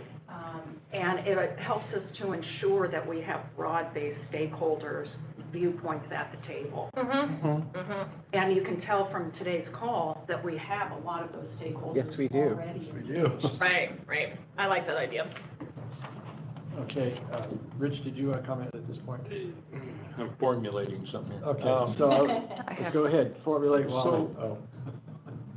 I think as elected officials, that's part of our job, to get out in the community, to talk directly. So when you have these meetings, I know we have a Brown Act stipulation, but would it be possible for 2 directors to be there at these meetings if they so choose? That way, we're all on the same page, we know where that's going. You're talking about outreach meetings? With ambassador meetings? Ambassador meetings.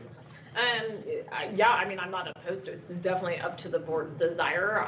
But my only caution is that I know that all of you are equally interested in this, and so Yes. kind of the, you know, that. Draw the line? Yeah. It's- And sometimes it's helpful for staff to have kind of the, you know, arm wrestling conversation, because sometimes we have to be, you know, kind of whacked upon the head to finally understand. Oh, hey, I mean, and happened with Ms. Sheehan yesterday, and I just wasn't understanding what she was saying, and she finally was like, no, look at this, and I went, oh, now I get it, right? Now I get it. Not that that's not helpful to have a board there, it just changes the dynamic.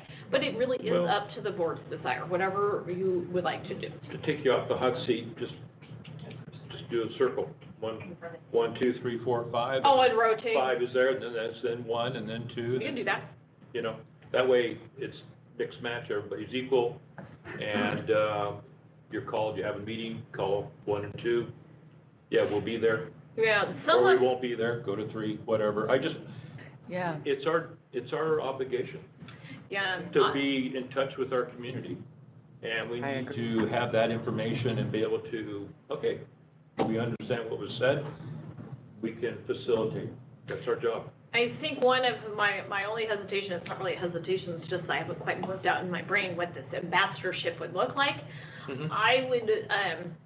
I would almost view it more as kind of these one-on-one or focused dialogues where they are comfortable talking about their positions and concerns in their own vacuum without it being thrown on the table with all the ambassadors, And you know? rather that they're the deliverer of the message to their community.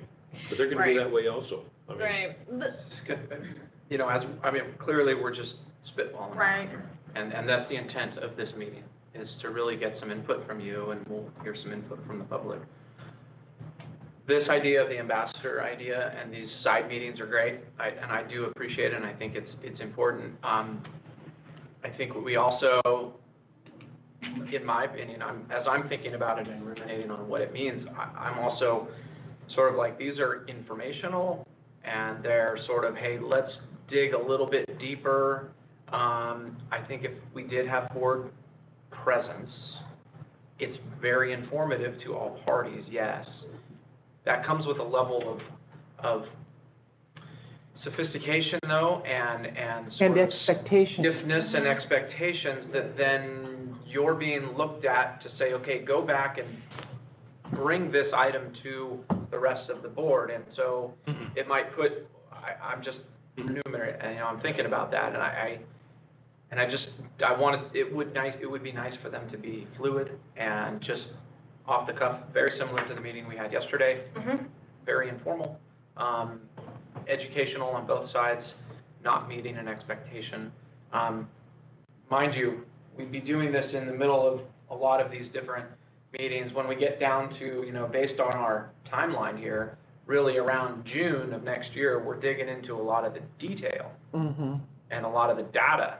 That is more appropriate for a larger group of individuals. We had a CRG idea way back when we had a previous CRG. community resources, CRG, it was the Colby Connection. Ah, yeah. That was focused around a group of individuals who would then take information and distribute amongst their community and helping. And there was a commitment there, and there was expectations set. I don't think we're there. I don't think we want to be there. That was way too formal. I agree. But maybe we need to just think about it a little bit. I think, let us chew on it and see kind of where we can get, and my thought process was, I found the conversations we had yesterday to just be so valuable. To myself, I said, we need to expand that, right? We need to reach out to Barbara Bashel and have that same roll up the sleeves, get into the matrix and flesh it out better discussion. I don't know if that translates into the ambassador program or if we're looking for something more formal, but I think that Greg and I can do some additional research and come up with some ideas and talk it through, and then we can bring something back. I do think there's kind of a hybrid. There may be times where it does make sense to bring in a board member to the discussions, but I also would see this being more dynamic, that you have set on your calendar every Friday at 10, you're going to make some phone calls and check in with people, not everything be in person. But I do think that I'm working on reaching out to homeowners associations and those boards to begin talking about the plan for water. So in that instance, I may be reaching out to you to say, can you send someone with me? So Right. I think it's going to be more dynamic and more us initiating as well as you initiating, as well as stakeholders initiating. We want to meet with you kind of thing. I like that. So the point is, we need to stay extremely current. Yes, That's right. exactly. And I think we need consistent talking points, so Yes. we're all sending the same message, Yes. instead of trying to figure out what talking points we feel are important or whatever. There should be, and are you finished? I wasn't finished with my comments before, but one of the things I really think that we need, I'm hoping that, I really was really happy to see this additional column. I'm sad that I don't like to read while I'm trying to absorb in a meeting, but I'm hoping this isn't the sum total of it. There was 5 sections in this participation plan. I'd like to see how, we're focusing only on the proposed engagement techniques in this column, but if we are indeed stepping away from this Raptilus plan, I'd like to see another plan put in place. And one of the main things out of the plan is to develop a calendar and outreach plan that will focus all content for communication channels. What are we going to be doing when, as the process goes through. It's a dynamic calendar, it can change and that, but so the community understands holistically what we're trying to achieve, what we're doing, why we're trying to achieve it, how we're going to measure that we did achieve it, the metrics and just the, I was a big fan of this this Raptilus plan, this roadmap. And I agree we didn't need to use all the components, we could have tailored it. But rather than start over and put a column in another technical spreadsheet, develop a real public participation plan that people can read and understand, and we know where we're at in the process so things don't catch us off guard, because it is going to start moving really fast. And these kind of processes, I think, take a lot of upfront thought of how you're going to roll it out and how it's going to be, so we don't get to stage 5 and realize we don't have, it's just planning. So Stage within the Raptilus, I don't think we're dropping the Raptilus. I don't either. I just want to be clear, we're not doing that. We're utilizing elements of it already to kind of repurpose. Then we should modify it and only have the elements we're going to use. That's what this was intended to do. It's only one engagement. That's what we are going to agree on. This is kind of the level. In the Raptilus plan that we have on our board packet pages, under section 2, engagement, there are 3 listings and references to key stakeholder engagement. Page 10, drop-in sessions, page 19 and 20. Drop-in sessions and then roundtable discussions. So those are elements of what we've just been talking about here. We can look at those and see how those might be more beneficial for us moving forward and how we continue moving that down.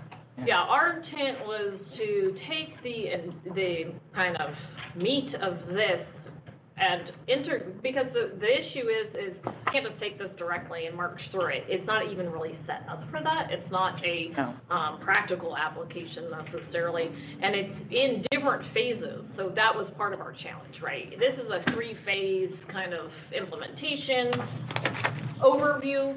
We are now into a 9-stage process, and so you kind of often find this when you're doing, this is a preliminary idea of how something can work, and now we're saying, okay, we are going to do these presentations, we need this modeling effort, and now we're just trying to align the preliminary work with fleshing out the details. Yes. And all I'm requesting is that we document that alignment. We document what we decide to do, what we're taking from here, what we're not taking. You can even just start deleting stuff from here, and then you'd be left with what we are doing, or you could add to it. But I think we should have a public participation document with a calendar so we know what to expect from public participation. Under number 2, what you'll see is we do propose to develop a kind of a working calendar and an engagement strategy, and that's where you'd see outlined specific tasks we would be doing. And as Director Peters just referenced, it's going to change, right? We're going to be adding meetings on, we're going to document all of these little ambassadorship focus groups that we do, and we're going to be adding things. And there's going to be times where we're going, we plan strategic planning in 3 sessions. This is going sideways, and these are the reasons why. We are going to now have a sit-down meeting with this focus group, and this focus group. This is going to take us 10 meetings, and we're just going to modify the calendar. Right. I think that once we start fleshing this out and get going, I think that you'll start to see how this translates into actual real work. I like this format a lot. I do too. I think I just think lengthy documents just from a lot of the population don't work, and I think this really is appropriate. I think you'll fill it out as you say. Oh, yeah. But it's, I really like the format, and that, as Laura said, the addition of your column on the specific engagements is a great addition. Mm-hmm. All right. I propose we ask the public if they want to comment at this juncture. Good idea. If anybody in the public would like to comment on our conversation so far about Plan for Water Planning Matrix, as we're discussing it, star 9 your phone at this time. I think we'll be continuing to honor this discussion. Okay, first up, South Yuba River Citizens League, you'll star 6 your phone and identify yourself, please. Hi, can you all hear me? Yes. Thank you. So, good morning. I'm Keiko Mertz, the Policy Manager of South Yuba River Citizens League, also referred to as Circle. Thanks so much for the opportunity to provide comments on this matter today. So, I just wanted to say, Circle values the public process and has been invested in the Plan for Water for years. We were thrilled when the board adopted the Raptelis Public Engagement Plan, and we're glad the district intends to use it as a basis for public engagement. I'd like to highlight some elements of that plan that are central to a successful process. Specifically, we're really hoping to see outside facilitation for at least some specific parts of the process. We think that having an objective facilitator is really important to building trust and understanding. And we're really glad to see that the door for that resource remains open, and hope there's no hesitation to hire a facilitator if a topic becomes contentious or discussion hits a wall. Additionally, we're excited to hear there will be opportunities for back and forth dialogue throughout the process and believe that will contribute to a more resilient final plan. We do recognize that circumstances evolve and there are budgetary and timeline concerns that may constrain the process. However, we truly feel this is a pivotal moment in NID history, and commitment to community involvement through a robust process, although challenging, feels especially important right now. We hope the district upholds that commitment, and we look forward to ongoing discussions about stakeholder involvement. Thanks so much for your time this morning. Thank you. John Meeker, you're next. Star 6 your phone. I'm available. Here I am. Can you hear me? Go ahead, sir. Yes, sir. This is the first time I've attended an NID meeting, and but I've been involved in a number of Zoom conferences. I've read over the 35-page memo, all the pages of it, and I like its starting point. Two things I'd like to do is, if you have a master mailing list or participants, is there a way for other public members to see that list so we can see the scope and reach of this meeting to see whether there should be additional people put on the list? That's my first question.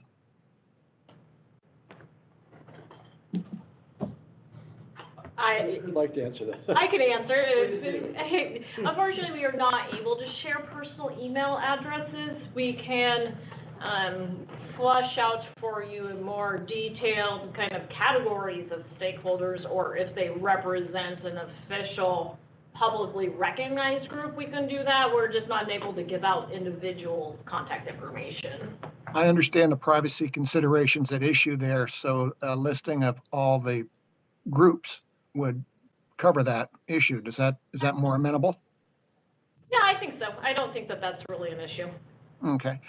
Secondly, with the Zoom conference, being a new participant, I'm getting to know each of your faces and not quite your voices yet.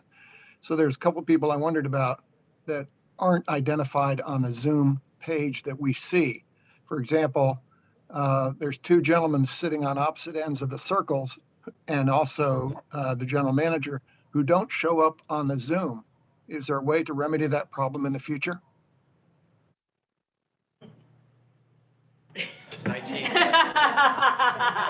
I'd have to get over my camera shyness. Let us talk internally and take consideration of that request. Well, welcome to the spotlight. Third, do you have a time frame when the new matrix would be up on the website? I think we could probably put it up today. Yeah, for sure. The unmodified. Yeah, today's Modified. that was up on the screen. Yeah.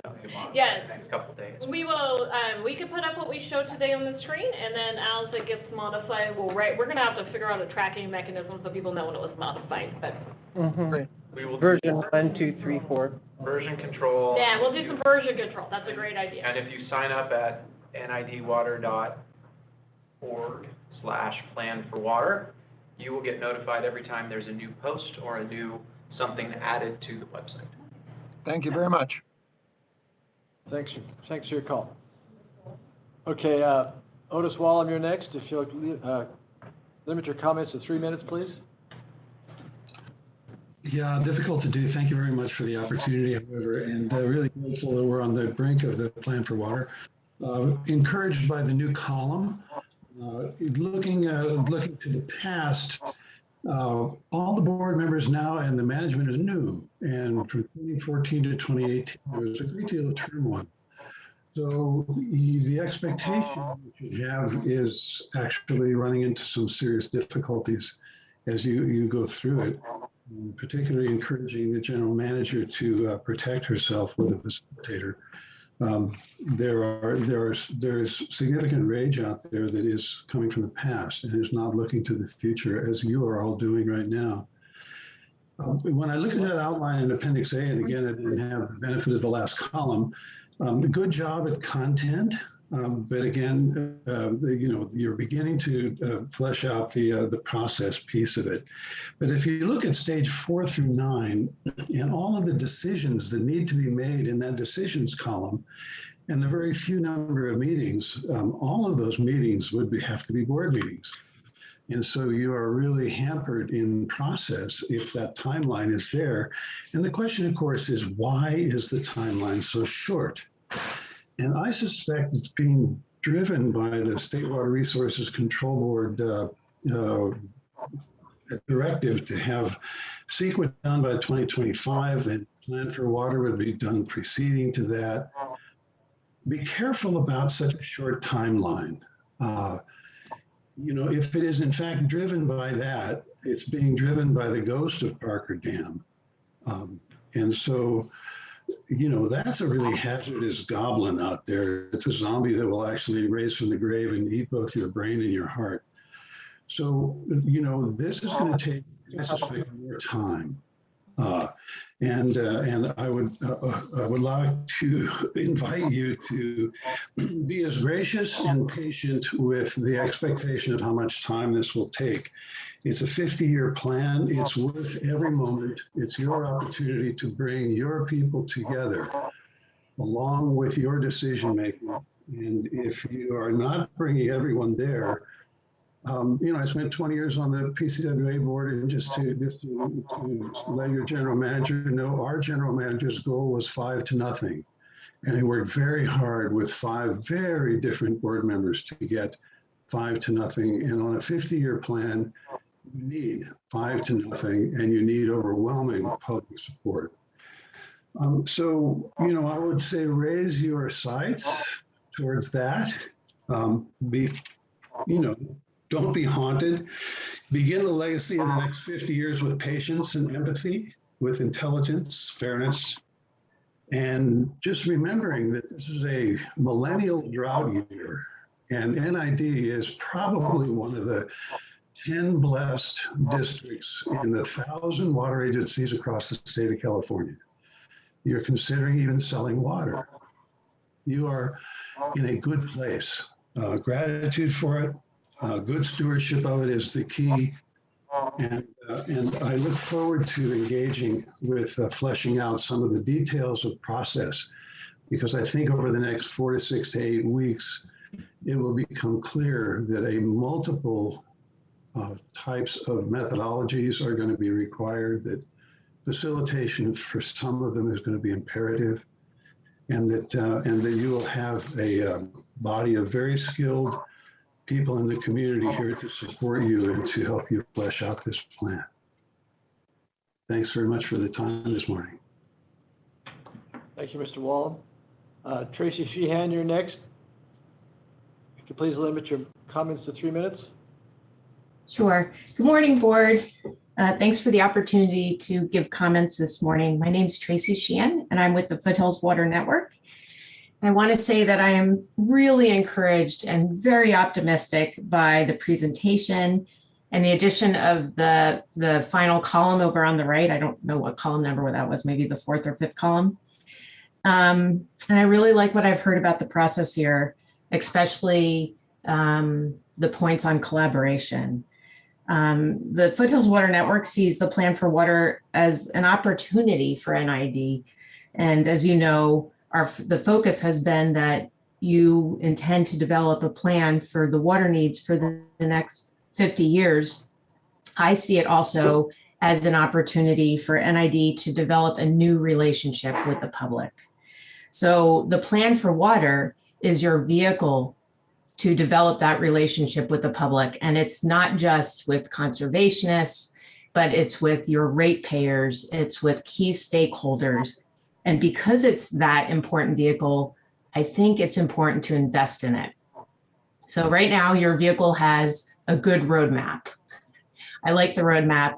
I'm comfortable because I understand, and I communicated this yesterday, I understand that this roadmap here in the matrix is based on the Raftelli's plan that the board approved, and I can see the intent and the content in this matrix that is connected to Raftelli's.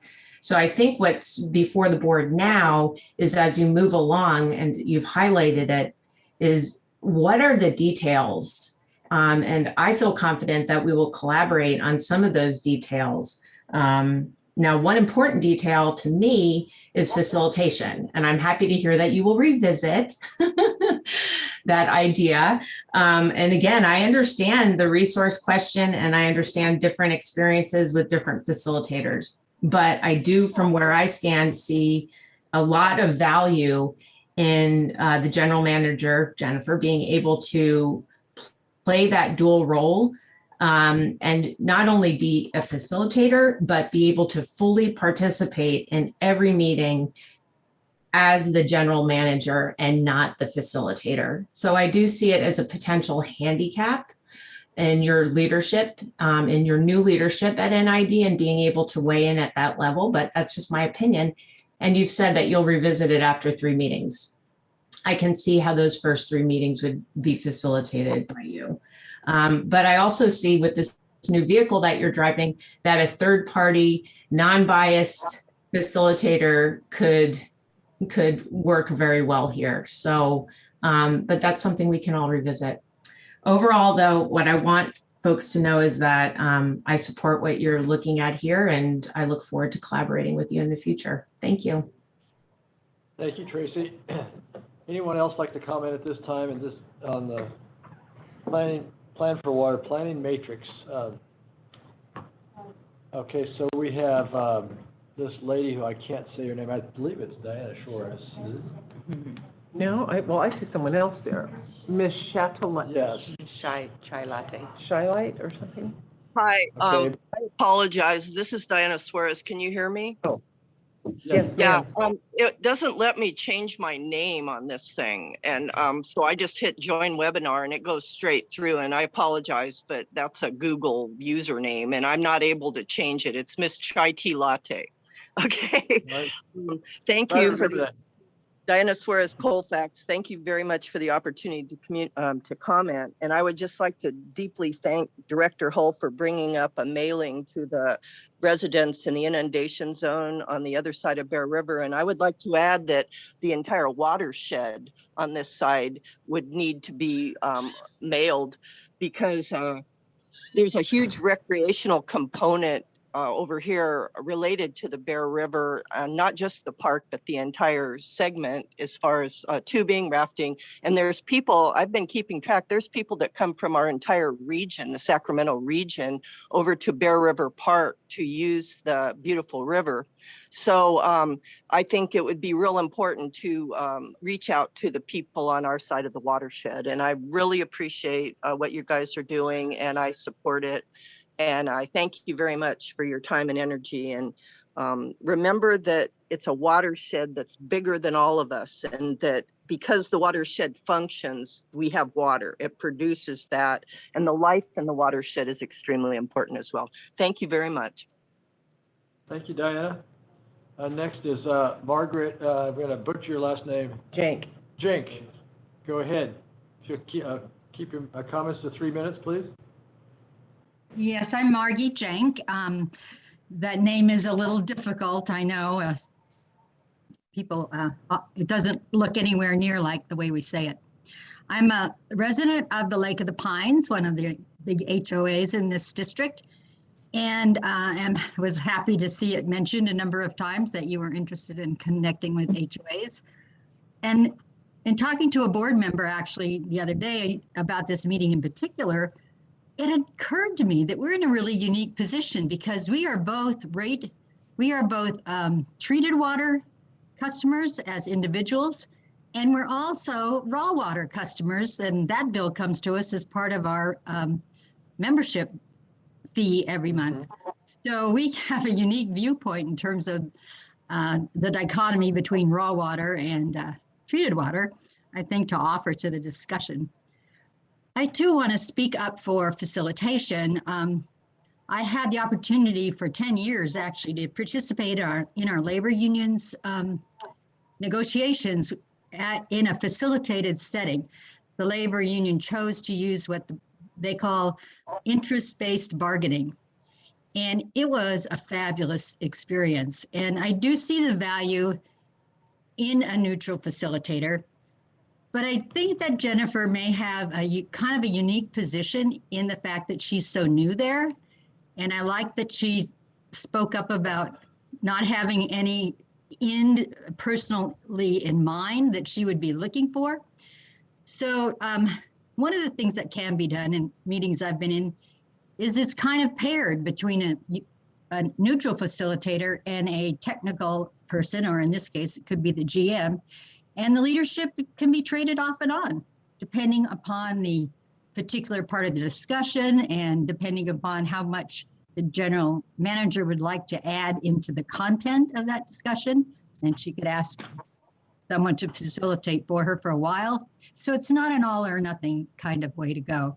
But I do find that having someone whose focus is clearly on the process and on the comfort of the stakeholders makes those meetings very comfortable. So if there's any hint that people begin to feel like, you know, they're being pushed in one direction or another, I think it's good to keep that in mind. The other thing is that it seems to me from what I've heard in the past, just having stakeholders pop in after drafts have been made and having these few days maybe to look at something isn't really working. So the extent to which you get information before you draft something from key stakeholders that are going to be interested in that part, I think is just the most important thing to think about is the timing, not just pop things out and expect people to react, but to ask them before you even start drafting that first draft. What do they think and what are their concerns?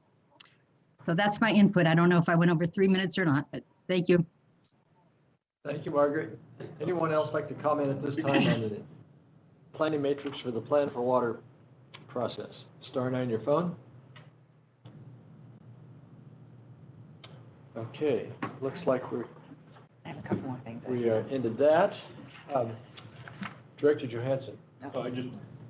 We heard often that a neutral facilitator, moderator, I just want to put my 2 bits in that I don't think we're going to find anybody more neutral than our GM, Jennifer, because this is all data driven.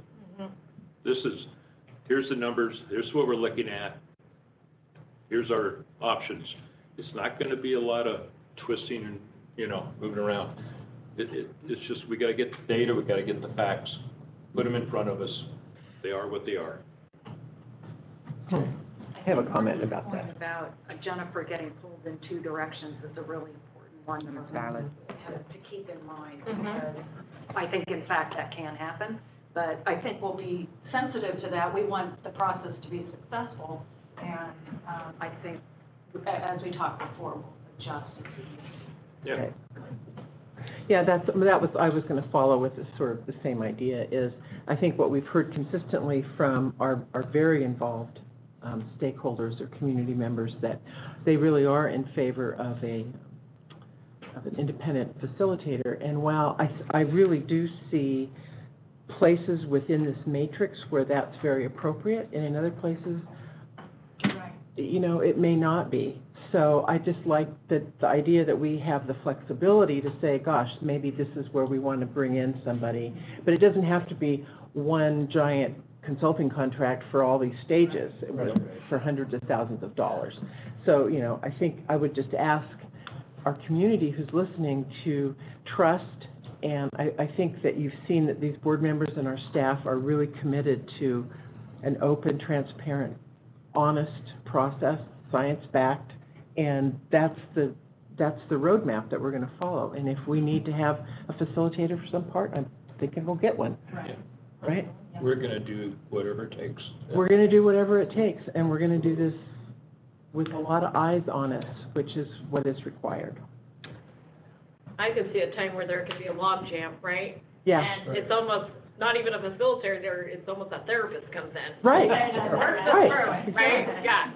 So we'll just sort of see how it goes and ask people to be trusting that, you've got a whole different group of people here in charge now than were 3-4 years ago.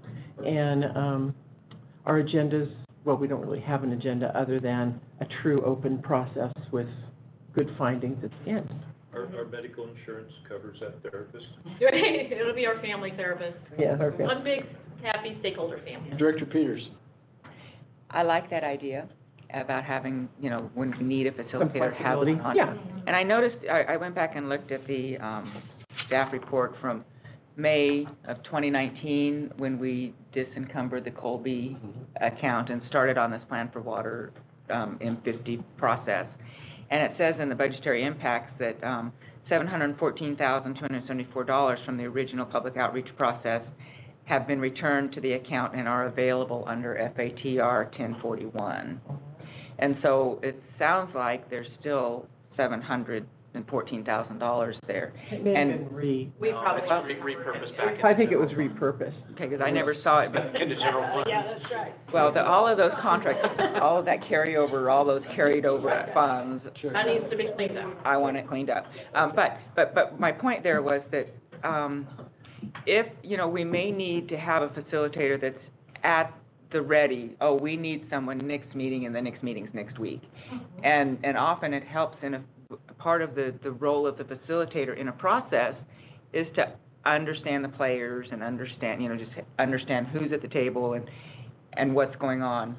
And my idea, it's just an idea I just thought of, was if we got someone under contract now and said, we don't need you now, but we're going to pay you some nominal amount just to keep your finger on the pulse of what we're doing. So if we do need you and you step in, you'll be up to speed and know the players and have a little insight. And if we have any, spare change in the couch cushions, it might be worthwhile. So they're not coming in cold in a really contentious situation, waiting until it's too late versus having them understand the kind of the process going. I don't know. I'm throwing that out there for.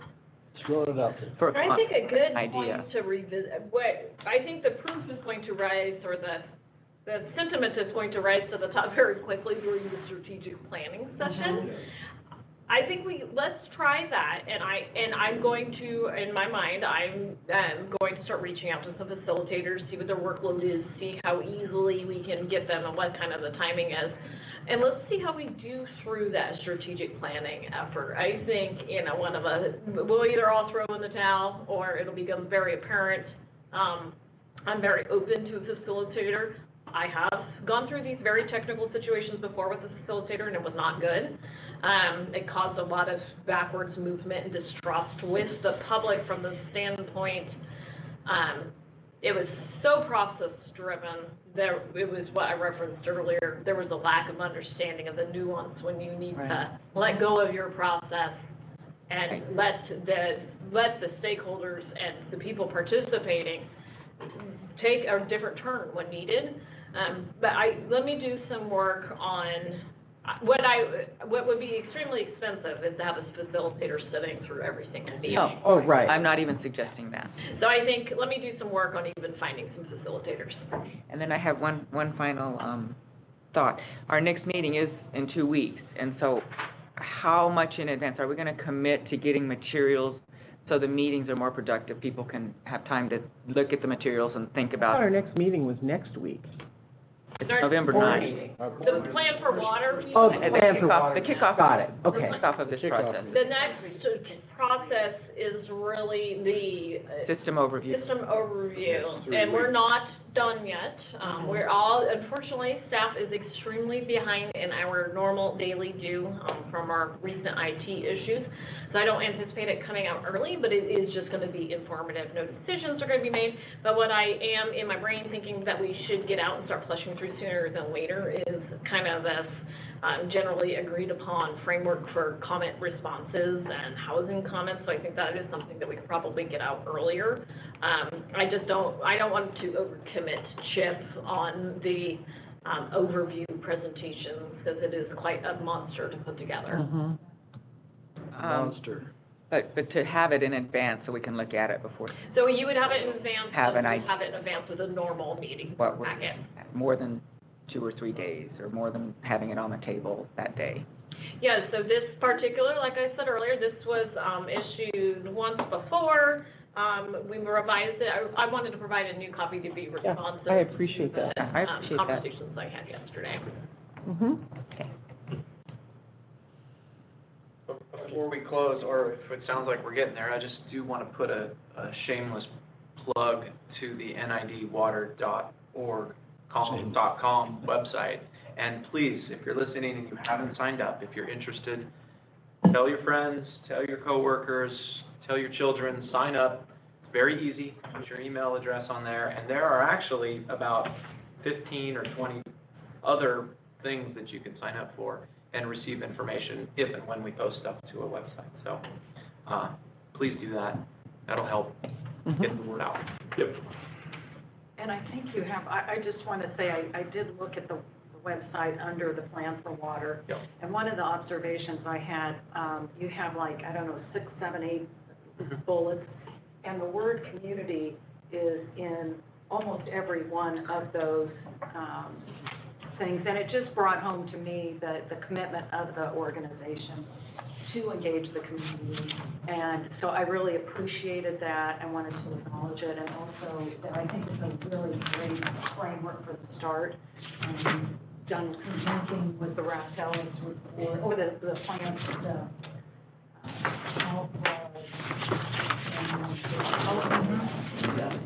anyway, I think you've got a great start there.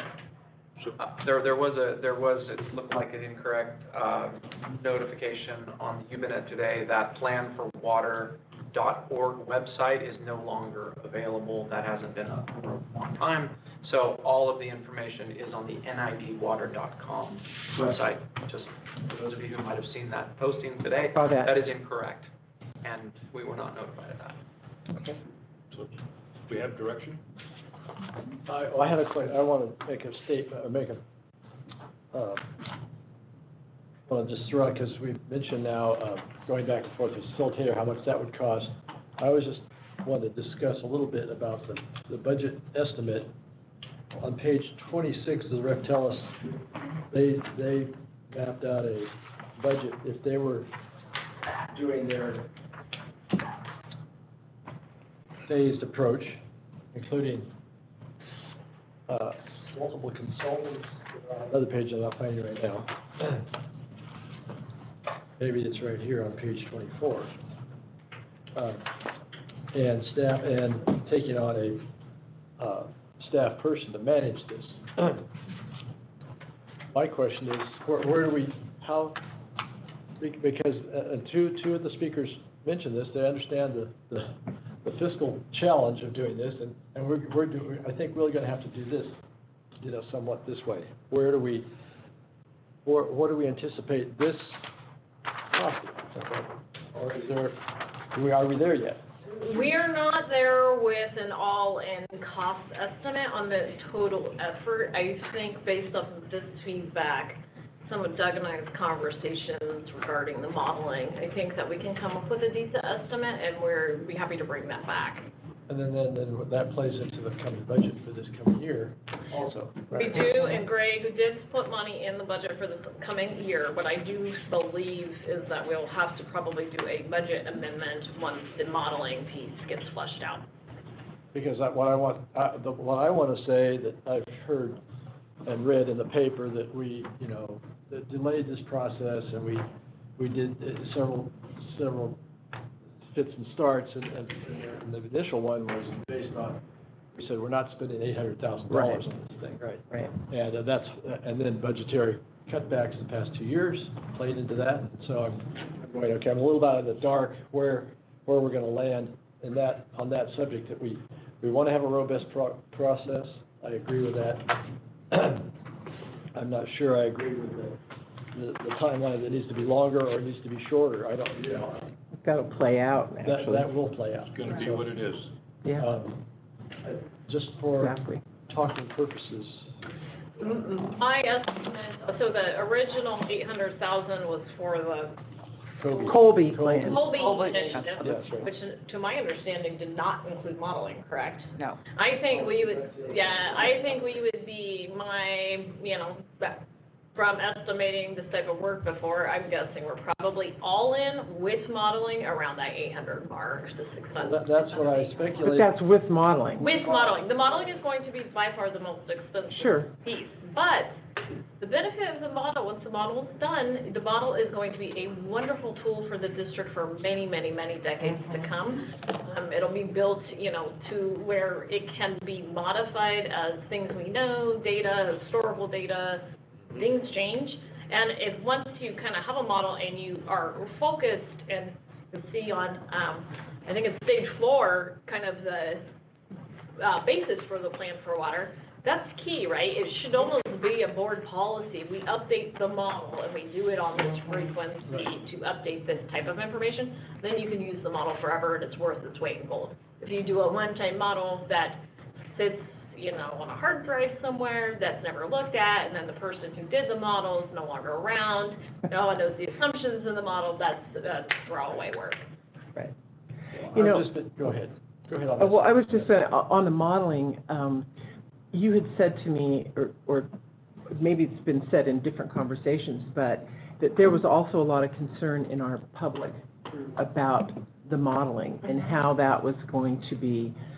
There's been a lot of discussion about that. And I would like, if you would, to repeat what I thought I heard you say, that when you released the RFP to the various potential modelers, that you also included comments from some of our stakeholders. So it wasn't just, this is what we think the model should look like. It was, this is what we think, and here's a couple other ideas, or, if you could speak to that for the folks who are here listening. Yeah, there is, the NID, I guess it was a couple of years ago, was in receipt of it's about 12, 13-page letter. It was spearheaded by Foothill Water Network, but it is representative of a number of a huge group. Yeah.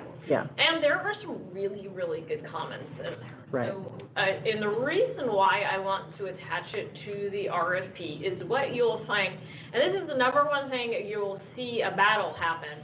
If people think that you oftentimes see the public get the sentiment that no one wants to listen to them and they don't want to change the model, or they don't want to present the data in the way that it's being requested. Usually what's driving that push from the other side, from staff and the public entity, is the model's been set up in order to slice and dice information that you want, or to run the scenario that you want. It's a huge amount of rework, and it's like, sorry, that's kind of throwing everything out and starting over.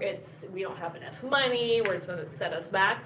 And so I want the consultant just to be aware of what the concerns were, and so they provide us a good scope of work. What that means, is that it's going to be a little bit more of an expensive scope of work.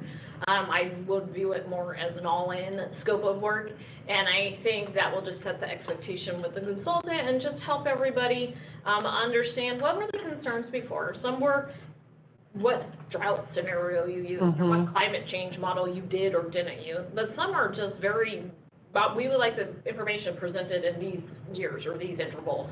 And I think it'd be warranted for having a solid scope of work for those to be known. And I really found value myself in that particular comment letter, so I'd like to include that as an attachment to the RFP. Right. So that, for everybody who's listening, that I thought was such a positive thing that our general manager did and thought of. And so, you know, from the build out, you know, the most basic assumptions that those comments from the community and our stakeholders are going to be built into the modeling, right? Yeah. So I'm like, yay, that's very good. Thank you. Yeah, I would like to say yes, absolutely, with everything Ricky just said, that I think speaks to your intent relative to this process and the intent of management. And so I think it goes miles with our community. And right. With us. Yeah. I do have a question that kind of led me to one of the comments that Otis had made about on stage 4, when we're talking about, that sounds like that is the,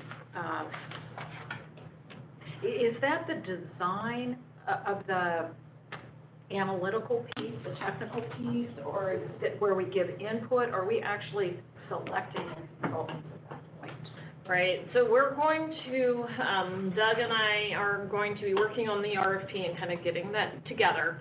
I am wanting the consultant on board a little bit before that, because I want them, we're going to start the RFP process and kind of getting going through that, because, you know, the RFP has to be out on the street for a reasonable amount of time to get good solicitation.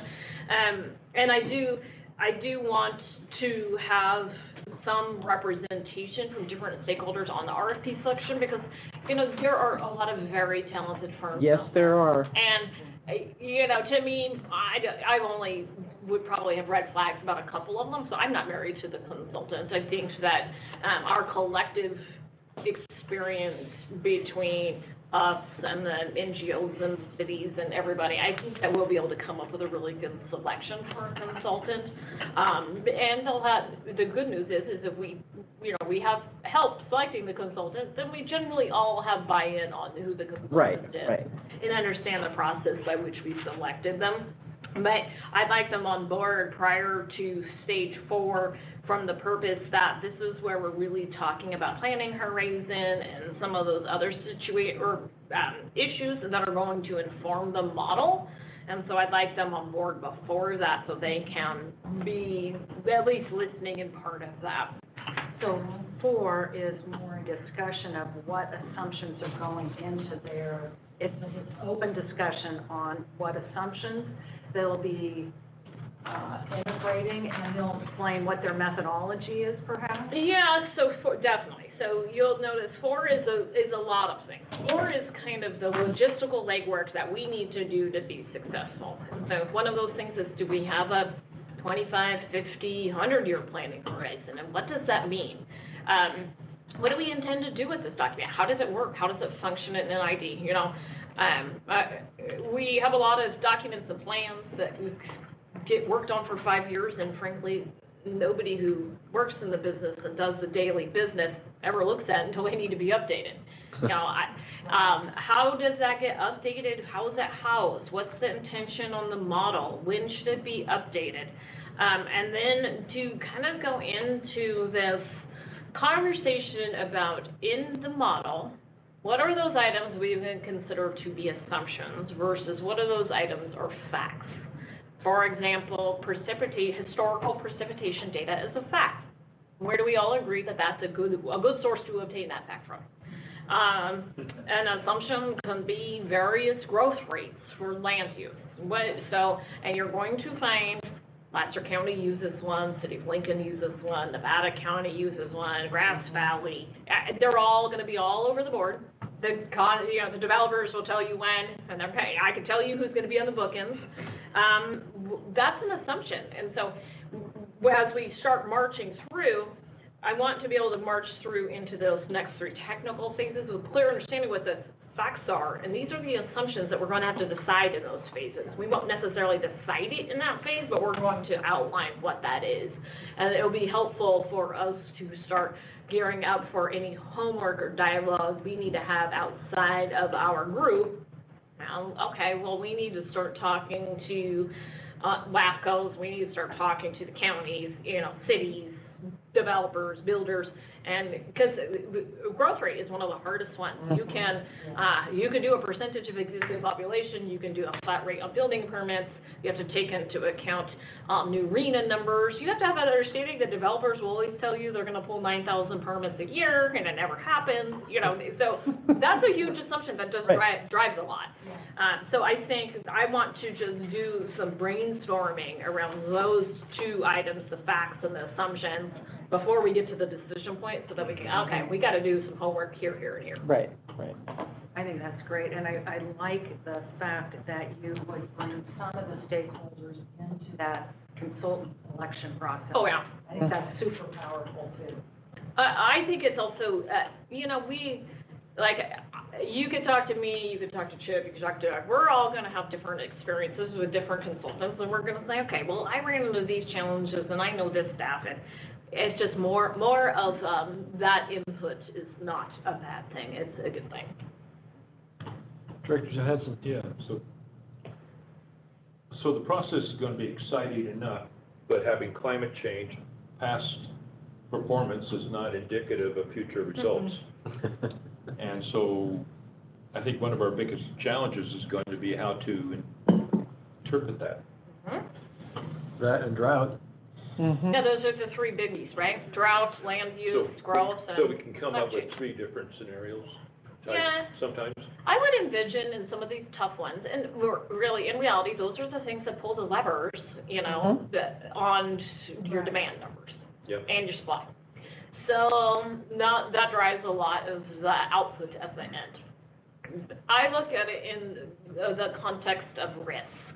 So you can have very conservative out views on those, and you can have very non-conservative out views. And this is really where I think that the board really needs to hear from all the stakeholders, understand the data driving those. What does that lever do when you pull it, This way or that way. Yeah, if we said, okay, well, we think residential development is going to grow by 45%. Well, that's a huge lever, right? Yeah, right. Right, and so that would be super conservative, probably not very realistic, but a low probability of happening. So maybe there's 5 options to choose from, and this is what each one of those do. This is the likelihood of that happening. This is the data that supports that. This is what we've seen in the past. And then, ultimately, the board decides on what does that mean and what scenario do we go with. And you always have to remember, none of them are necessarily wrong. Or right. You have to be committed to revisiting your assumptions when you do know data. Jennifer, can I just add one more thing too, is that as we go through this process, this plan for water project that's here is not the development of projects. Correct, right. I just think that's just something, continue to give everybody's assumption here. This is not the development of specific projects. It's to determine a potential outcome and a list and a suite of opportunities and ideas so that of which projects can be developed from. Right? So if I can interject on this follow through. So are you saying that number 4 was the step that was missed in the last modeling we got, the last technical memorandum we got? I don't know what was missed. Well, I mean, I hate to be the Monday morning. Right, no, I know, I still have this book at home. That's just the document. I was so pleased to get to read that thing, and now I'm sitting here going, okay, we paid for this thing, and so I'm kind of gun shy about, okay, spending the extra money again, and when we have this Bible that was already presented to us, and that's this thing, and I'm going. We paid $400,000. We did talk about the fact that the information that was contained within those TMs was going to be updated. That's right. during this process. And we talked knew it about then. the urban and raw water Yeah, management plans we that knew it then. used, that all That has we to were be gonna come updated. back and revisit those analyses. And I believe we talked about even that demand side Mhm. assessment was going to be re-envisioned. Right. That's what this re-envisioning is. So it Well, I'm it wasn't being shell-shocked by the amount of money we're gonna pay for the new model, that's what. But it's gonna be cheap. I'm shell-shocked by how much we spent for what we got last time. Yeah, I know, me too. That's my whole point, and putting that together for, when we talk about budget, and when we talk about, all this, all those things, I'm sort of, okay, all right. But we're gonna finish this process, and it's gonna be money well spent. Yes. Yeah, and I think part of as I understand it, part of the problem with the last analysis is it was built upon assumptions that could not be Defined. substantiated. Mhm. And so it was, I'm not saying that it was all wrong, I'm just saying if you can't say what your underlying assumptions are, then you have and that's part of what the community really balked at. And Mhm. I think I appreciate your conscientiousness about the fiscal impact of this investment, but I think there's no way in hell that we can use what we already have. That's right. And so I think we do have to take a step back, we have to and then we have a tool and a infrastructure that could be updated and used for decades to come potentially. It's the issue with the previous model is associated with the demand model. So Right, it's right. very common, it is not something that is only unique to NID, is that you'll have these long-time models that are, I refer to them as black box. They were originally started not in a network of servers, they were started in a little hard drive computer, and the original person who started the model isn't even around anymore. Right. Oftentimes, these models are about 20 years old, and they do become what we refer to kind of as the black box model. And so when you start layering on top of it, you end up with challenges. You don't know what the levers do when you pull them, right? You don't know the underlying assumptions. Right. So not all of the work that was done with the white papers is garbage. Some of it is probably sound work that just needs to be updated. The work that, the model that really needs to be redone is the demand model. So I will assure you that we will try to make this a cost-efficient effort, but I don't want to misguide you on how much it's going to cost. No, well, that's, see, and another part of this, when I saw $300,000, we never plugged in any numbers to Ref tell us, all those spaces that said they're gonna need this consultant, that consultant, that was never added to it. It wasn't until recently I go, oh, this is how $300,000 becomes $800,000. No, But we it was never had outlined that in conversation at this board. It was outlined in that plan. What's that? It was outlined in that No, plan. not the dollars. Yeah, it was. No. Well, the 300 was. The 300 was. Yeah. Nothing beyond Not that. the page before Oh, not the that. technical work. The The 300 was page only before for that public participation. had There's two parts. Graphic design, facilitator for sessions and workshops, independent technical experts, right there, just a $400,000 right there on that one, see? On the page before, the $300,000. And they're not included in there, and that's It where I. wasn't all in cost. No, it wasn't. No, it was just the public outreach. It wasn't even all the. Tree wagon that we received from Rectalis was only Their public outreach. public outreach. Community engagement, it wasn't the Right. hardware that we're going to develop, which is this data. So we're clear, Frank. I had Thank you for allowing me. Go ahead, Director Peters. Yeah. And so speaking of this demand model, and speaking of how many community is mentioned in every single bullet on our plan for water, I want to caution that we are not a land use authority. We do not have land use authority. We are a utility that serves a very diverse range of communities. All of our communities are very different. It's not one homogeneous community that is NID. There's very, very different constituents based on what division you're in, even what part of what division you're in. And that I've looked back at many of our planning studies, and almost every one of them say planning demand estimates were provided by NID staff. NID staff made up the demand estimates. That's all that was shown. But I would hope that before stage 4, or when we start talking about the assumptions on these demand models, that staff, this goes back to the calendar and putting it all together as one big plan, is that we need to meet with all of the cities, all of the counties, that have land use authority. The cities have specific plans, general plans, tentative plans. LAFCO. The LAFCO has plans, the general plans of the counties. We need to talk to all of those people first that have land use authority and pay attention to what growth they're projecting, not what homogeneous growth we're thinking we're gonna develop. So what you will find, unfortunately, with all the development experience I have a lot of experience in this county, what you will find is it depends on what venue they're talking in, right? It depends on, you will see different growth projections in a general plan versus a water rate model versus a water master plan versus, it goes all over the board. So eventually what you do have to do, and it is common in these, so you do get the land use designations, and what's important associated with land use designation is the population density associated with it, and then kind of a general outlook on the amount of water used per person size. And so when That's we're what we looking can at, decide. We can decide so when that. we're looking at somebody like Lincoln, they have a very specific water projections per parcel size that we can absorb into our work. When we're looking at somewhere where we're the treated water provider, we use a different projection on an equivalent dwelling unit basis that allows us to project maximum peak day use on gallons per day or acre feet or whatever we use. And so it is somewhat of a hodgepodge that you put together from each agency and their jurisdiction. What is then needs to have some assumption to it is you do have to take a look at projected growth rates and somewhat split the baby, because you will find that every agency will have 19 different absorption rates that they use depending on what they're even talking about. So that is where some of the assumptions come into play, but it definitely is going to be a conversation that we do have with the local agencies.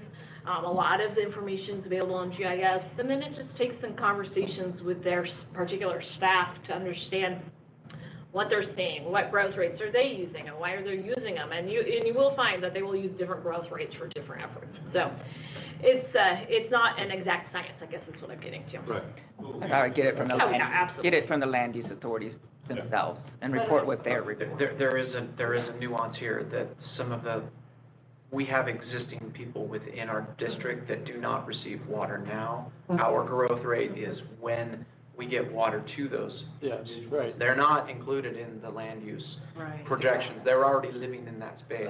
It's us delivering water to them that do not have water now in the next 50 years. That is also That's a key portion of it. component Yes, it is. to this. Well, one thing you'll notice, and I always found very interesting, you're starting to see urbanized areas reduce their gallons per equivalent dwelling units because homes are so much more highly water efficient, but also because there's more restrictions on outdoor landscaping. And so, those are all the things you have to take into consideration depending on the area you are, and that obviously requires coordination with the local. And we'll be revisiting those numbers in this process?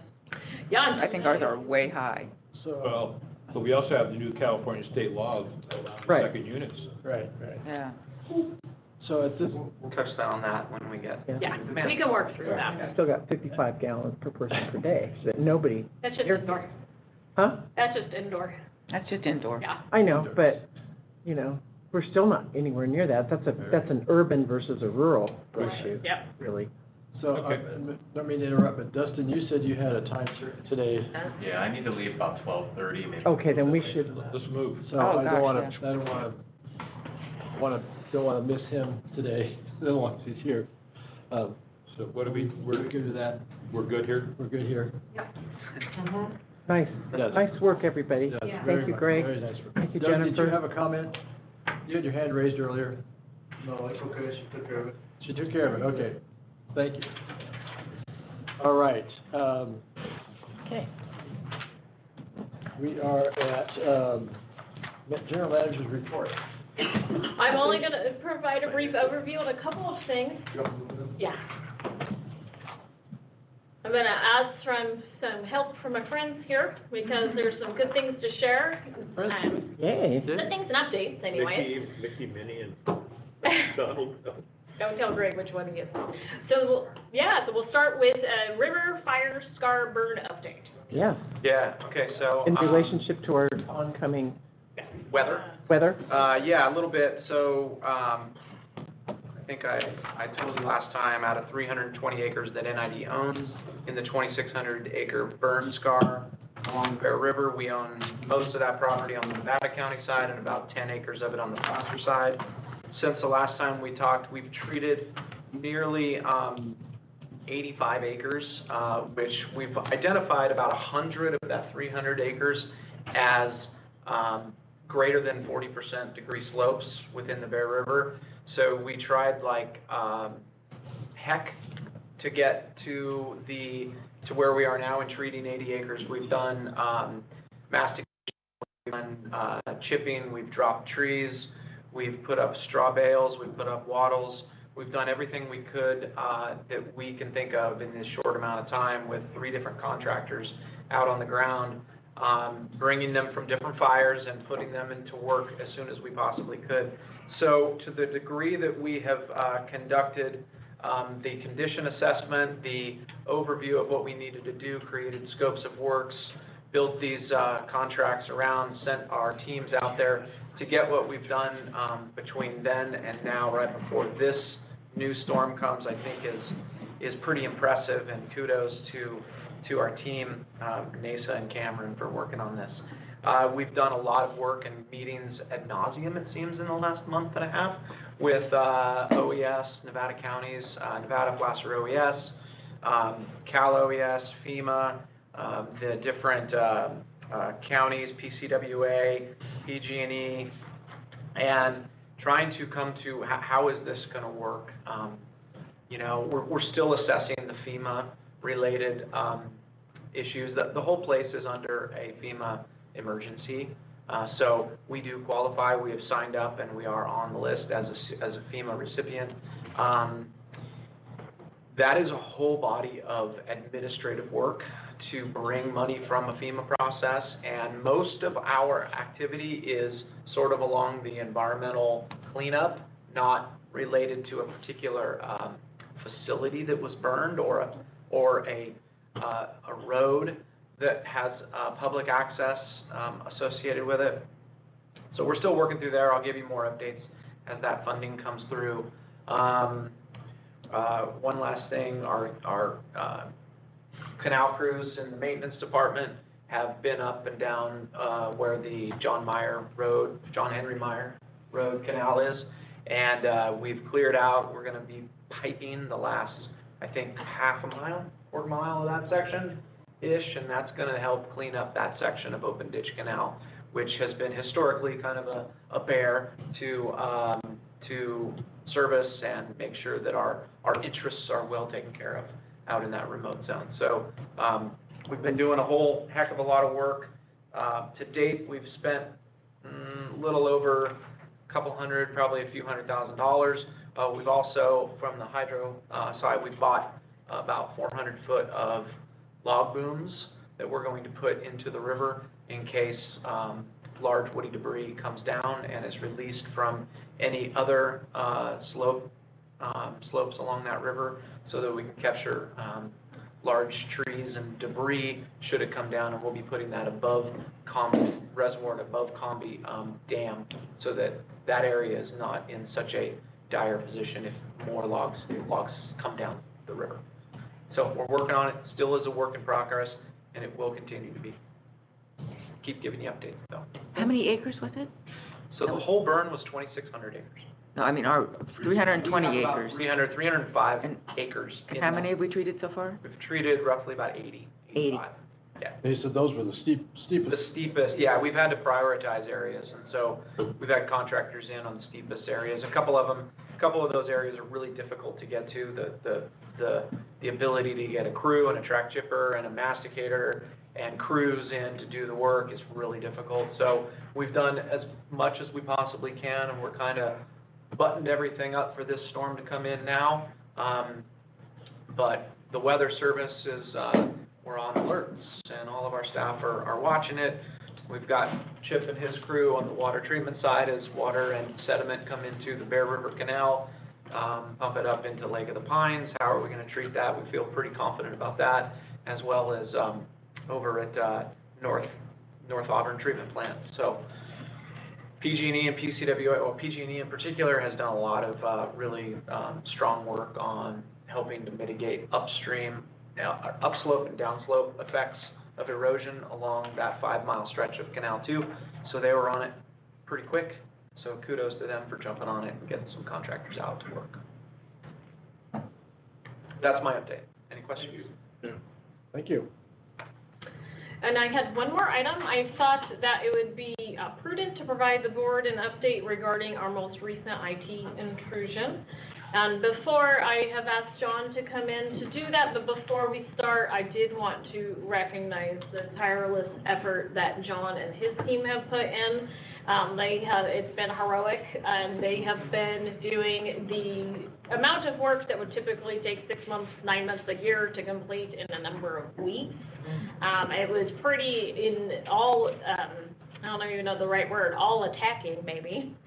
It got into just about every one of our systems, but I've asked John to provide an update of where we're at, what happened, what we're doing to prevent it in the future, but I did want to give John my sincerest appreciation, and I know how hard he's been working and how gracious he's been. I've received multiple comments from a number of staff how they have been so impressed with how much stress John is under and how he has just remained his nice, cheery, gracious self. Thank you. I appreciate it. We did get a intrusion. We got a bad actor in our network on Saturday, October 2nd. Our security device did pick it up. Took us some time to figure out what it was and if it actually was a true actor. There are some false positives sometimes. But once we did figure it out, we had to shut the network down, as you guys are aware. We did, once we shut it down, we had to secure the network. We wanted to bring back the systems, business critical systems, our financial software. We had to put some new virus software in. We had to put, as you guys are aware, we put Office 365 in. So now our email is into the cloud. We're on the more secure platform for that. But the work continues. We still need to secure our environment, which we're working through. We're also actively engaging with the forensic team to actually find out what has happened. I know about 95%, but there are still a few things that I don't know, and I need that other 5%, and we'll get it worked out. But we continually to work on this network to bring systems up. Not out of the woods yet. It's going to take us probably about another 30 to 60 days and some continued change, some planned outages to get it to where it needs to be. And John was able to, the purpose of taking the whole network down was to essentially stop it from getting worse, because it typically translates into some type of ransom moving forward. So John was able to save our bacon. Yeah, so that security device did pick it up. So wow, nice. There was some signatures, some ransom type signatures in the events. So I mean, we did catch it, but there's a lot of work. Like Jennifer said, it was in a lot of servers. There's a little piece here, a little piece there. This was corrupted. We had to do a lot of cleanup to get our network back up, and to get our systems back up. So each server, before we add to the domain or add it back to the network, we have to touch it, clean it, scan it, add it back, monitor it, and make sure it's active. There are some systems that are not going to come back up, and one of them is the SharePoint portal. I'm not sure if you guys are aware of that, but it's our internal document share. That anything that was legacy, anything that was old in our environment. Some of the things that I've been handed with is old hardware and old software. Really old, like 20 years old. We got to get that stuff out. We can't patch it. We can't update it. And that's where the bad actors go and attack. They look for those systems. Because they're not patched, they're easy to penetrate, and they go after them. So. And that is the silver lining, right? Although no one wants to do that much work in 3 weeks, you know, it did push us over to the new frontier. Do you have any idea, like from a law enforcement perspective or anything, about how this gets handled? Or is it just like, this is our new age and this is what we live with? We're gonna, No, go ahead. I mean, we're just, the only thing, we've contacted our insurance, they're helping us through some of these elements, but police report, and that police report may probably get sent to the FBI at some point. The FBI then sort of looks at more of a national, global scale, what are the thumbprints, and what does that mean, and who was where, and so that they can put more of a larger scale picture on it. It's probably nothing that our local I was guessing. Yeah, Grass but it Valley. just kind of moves up. Not gonna- But once you move that decision, it moves up the chain from there. Thank you for your work. Thank you, John. Thank you so much. Yes, and we appreciate it. I really appreciate the team, appreciate your support. Yes. Well, nicely done. Yeah, because a lot of. We can have at least one day off. It's not too sad when the Dodgers lose. That's right. All right. Good job. Thank you, John. Somebody's hand is raised. Oh, we had a hand raised. Oh. We do not, it's a board prerogative, but we do not normally take comments on it. Not taking comments. Yeah. It's up to the president. Leave in half hour. Yes, we are time constrained. Okay, Mr. Meeker, we're not taking public comment at this time on these reports. But he's more than welcome to email me if you'd like, and I can answer any questions. Okay, are you, is that your report? That's it, in the, I think I've spoken enough. Okay, director's reports, keeping in mind that we're shooting for distance. You're looking Here, at me. yes, so I'm looking going- straight at you, I go this way. I was invited to a barbecue that was hosted by Ed Schofield and his wife, Supervisor Schofield, so that was really a fantastic event. I had, 150, 200 people there. Met a lot of interesting people, very interested in water. I attended the Nevada County Farm Bureau meeting with Rich, and we had a good discussion, and they invited us to give updates on NID activity, which Rich did quite well. And then I met with Carol Young with Rincon Del Rio, which is a development in Nevada County that she's been working on for a long time. It's a lovely senior development. So anyway, very interesting time Yes, meeting with you. good. Director Peters? Yes, and so I toured the Doty Ravine Restoration Project with Placer County Land Trust, U.S. Fish and Wildlife, and U.S. Forest Service. And on September 23rd, on October 5th, I attended the Placer County Farm Bureau meeting. October 7th, I attended the Aqua Agricultural Committee, which they talked about the CDFA SWEEP grant funding, which hopefully staff is aware of, and I'm happy to report more later to them. And then just last week, October 18th, I attended the West Placer Watershed Resource Advisory Group, which was very interesting meetings of things happening in the watersheds of Placer County. Thank you, Director Peters. Director Heck? Yeah, I'll make this really brief. I've had, as Greg can attest to, a plethora of constituent issues come up, and he keeps saying, why are you getting all these calls? Yes, why did she get them all? You even taken mine.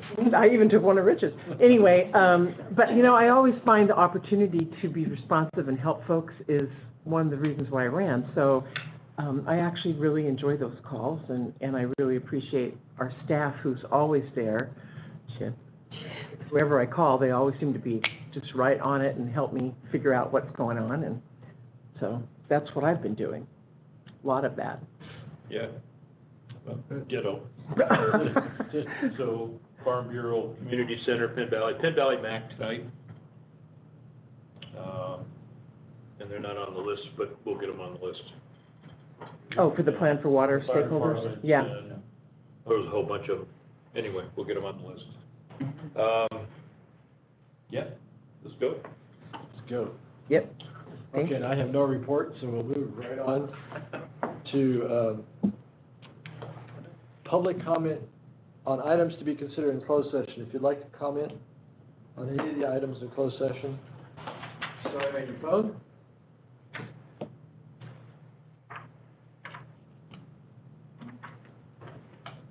Last chance, if you'd like to comment on items on the to be considered in closed session, starting on your phone. Okay, seeing none, we will close the open session, open the closed session.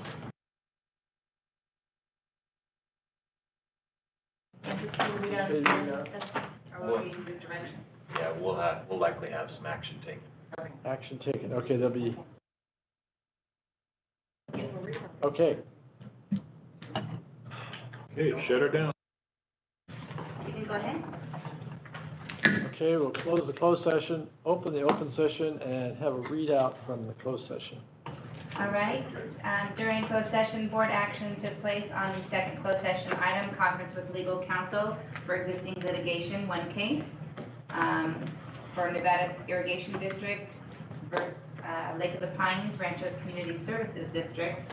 And there was a motion made by Director Johansson and seconded by Director Hull to authorize authorization to execute, for execution of the settlement agreement and release, and it was unanimously agreed.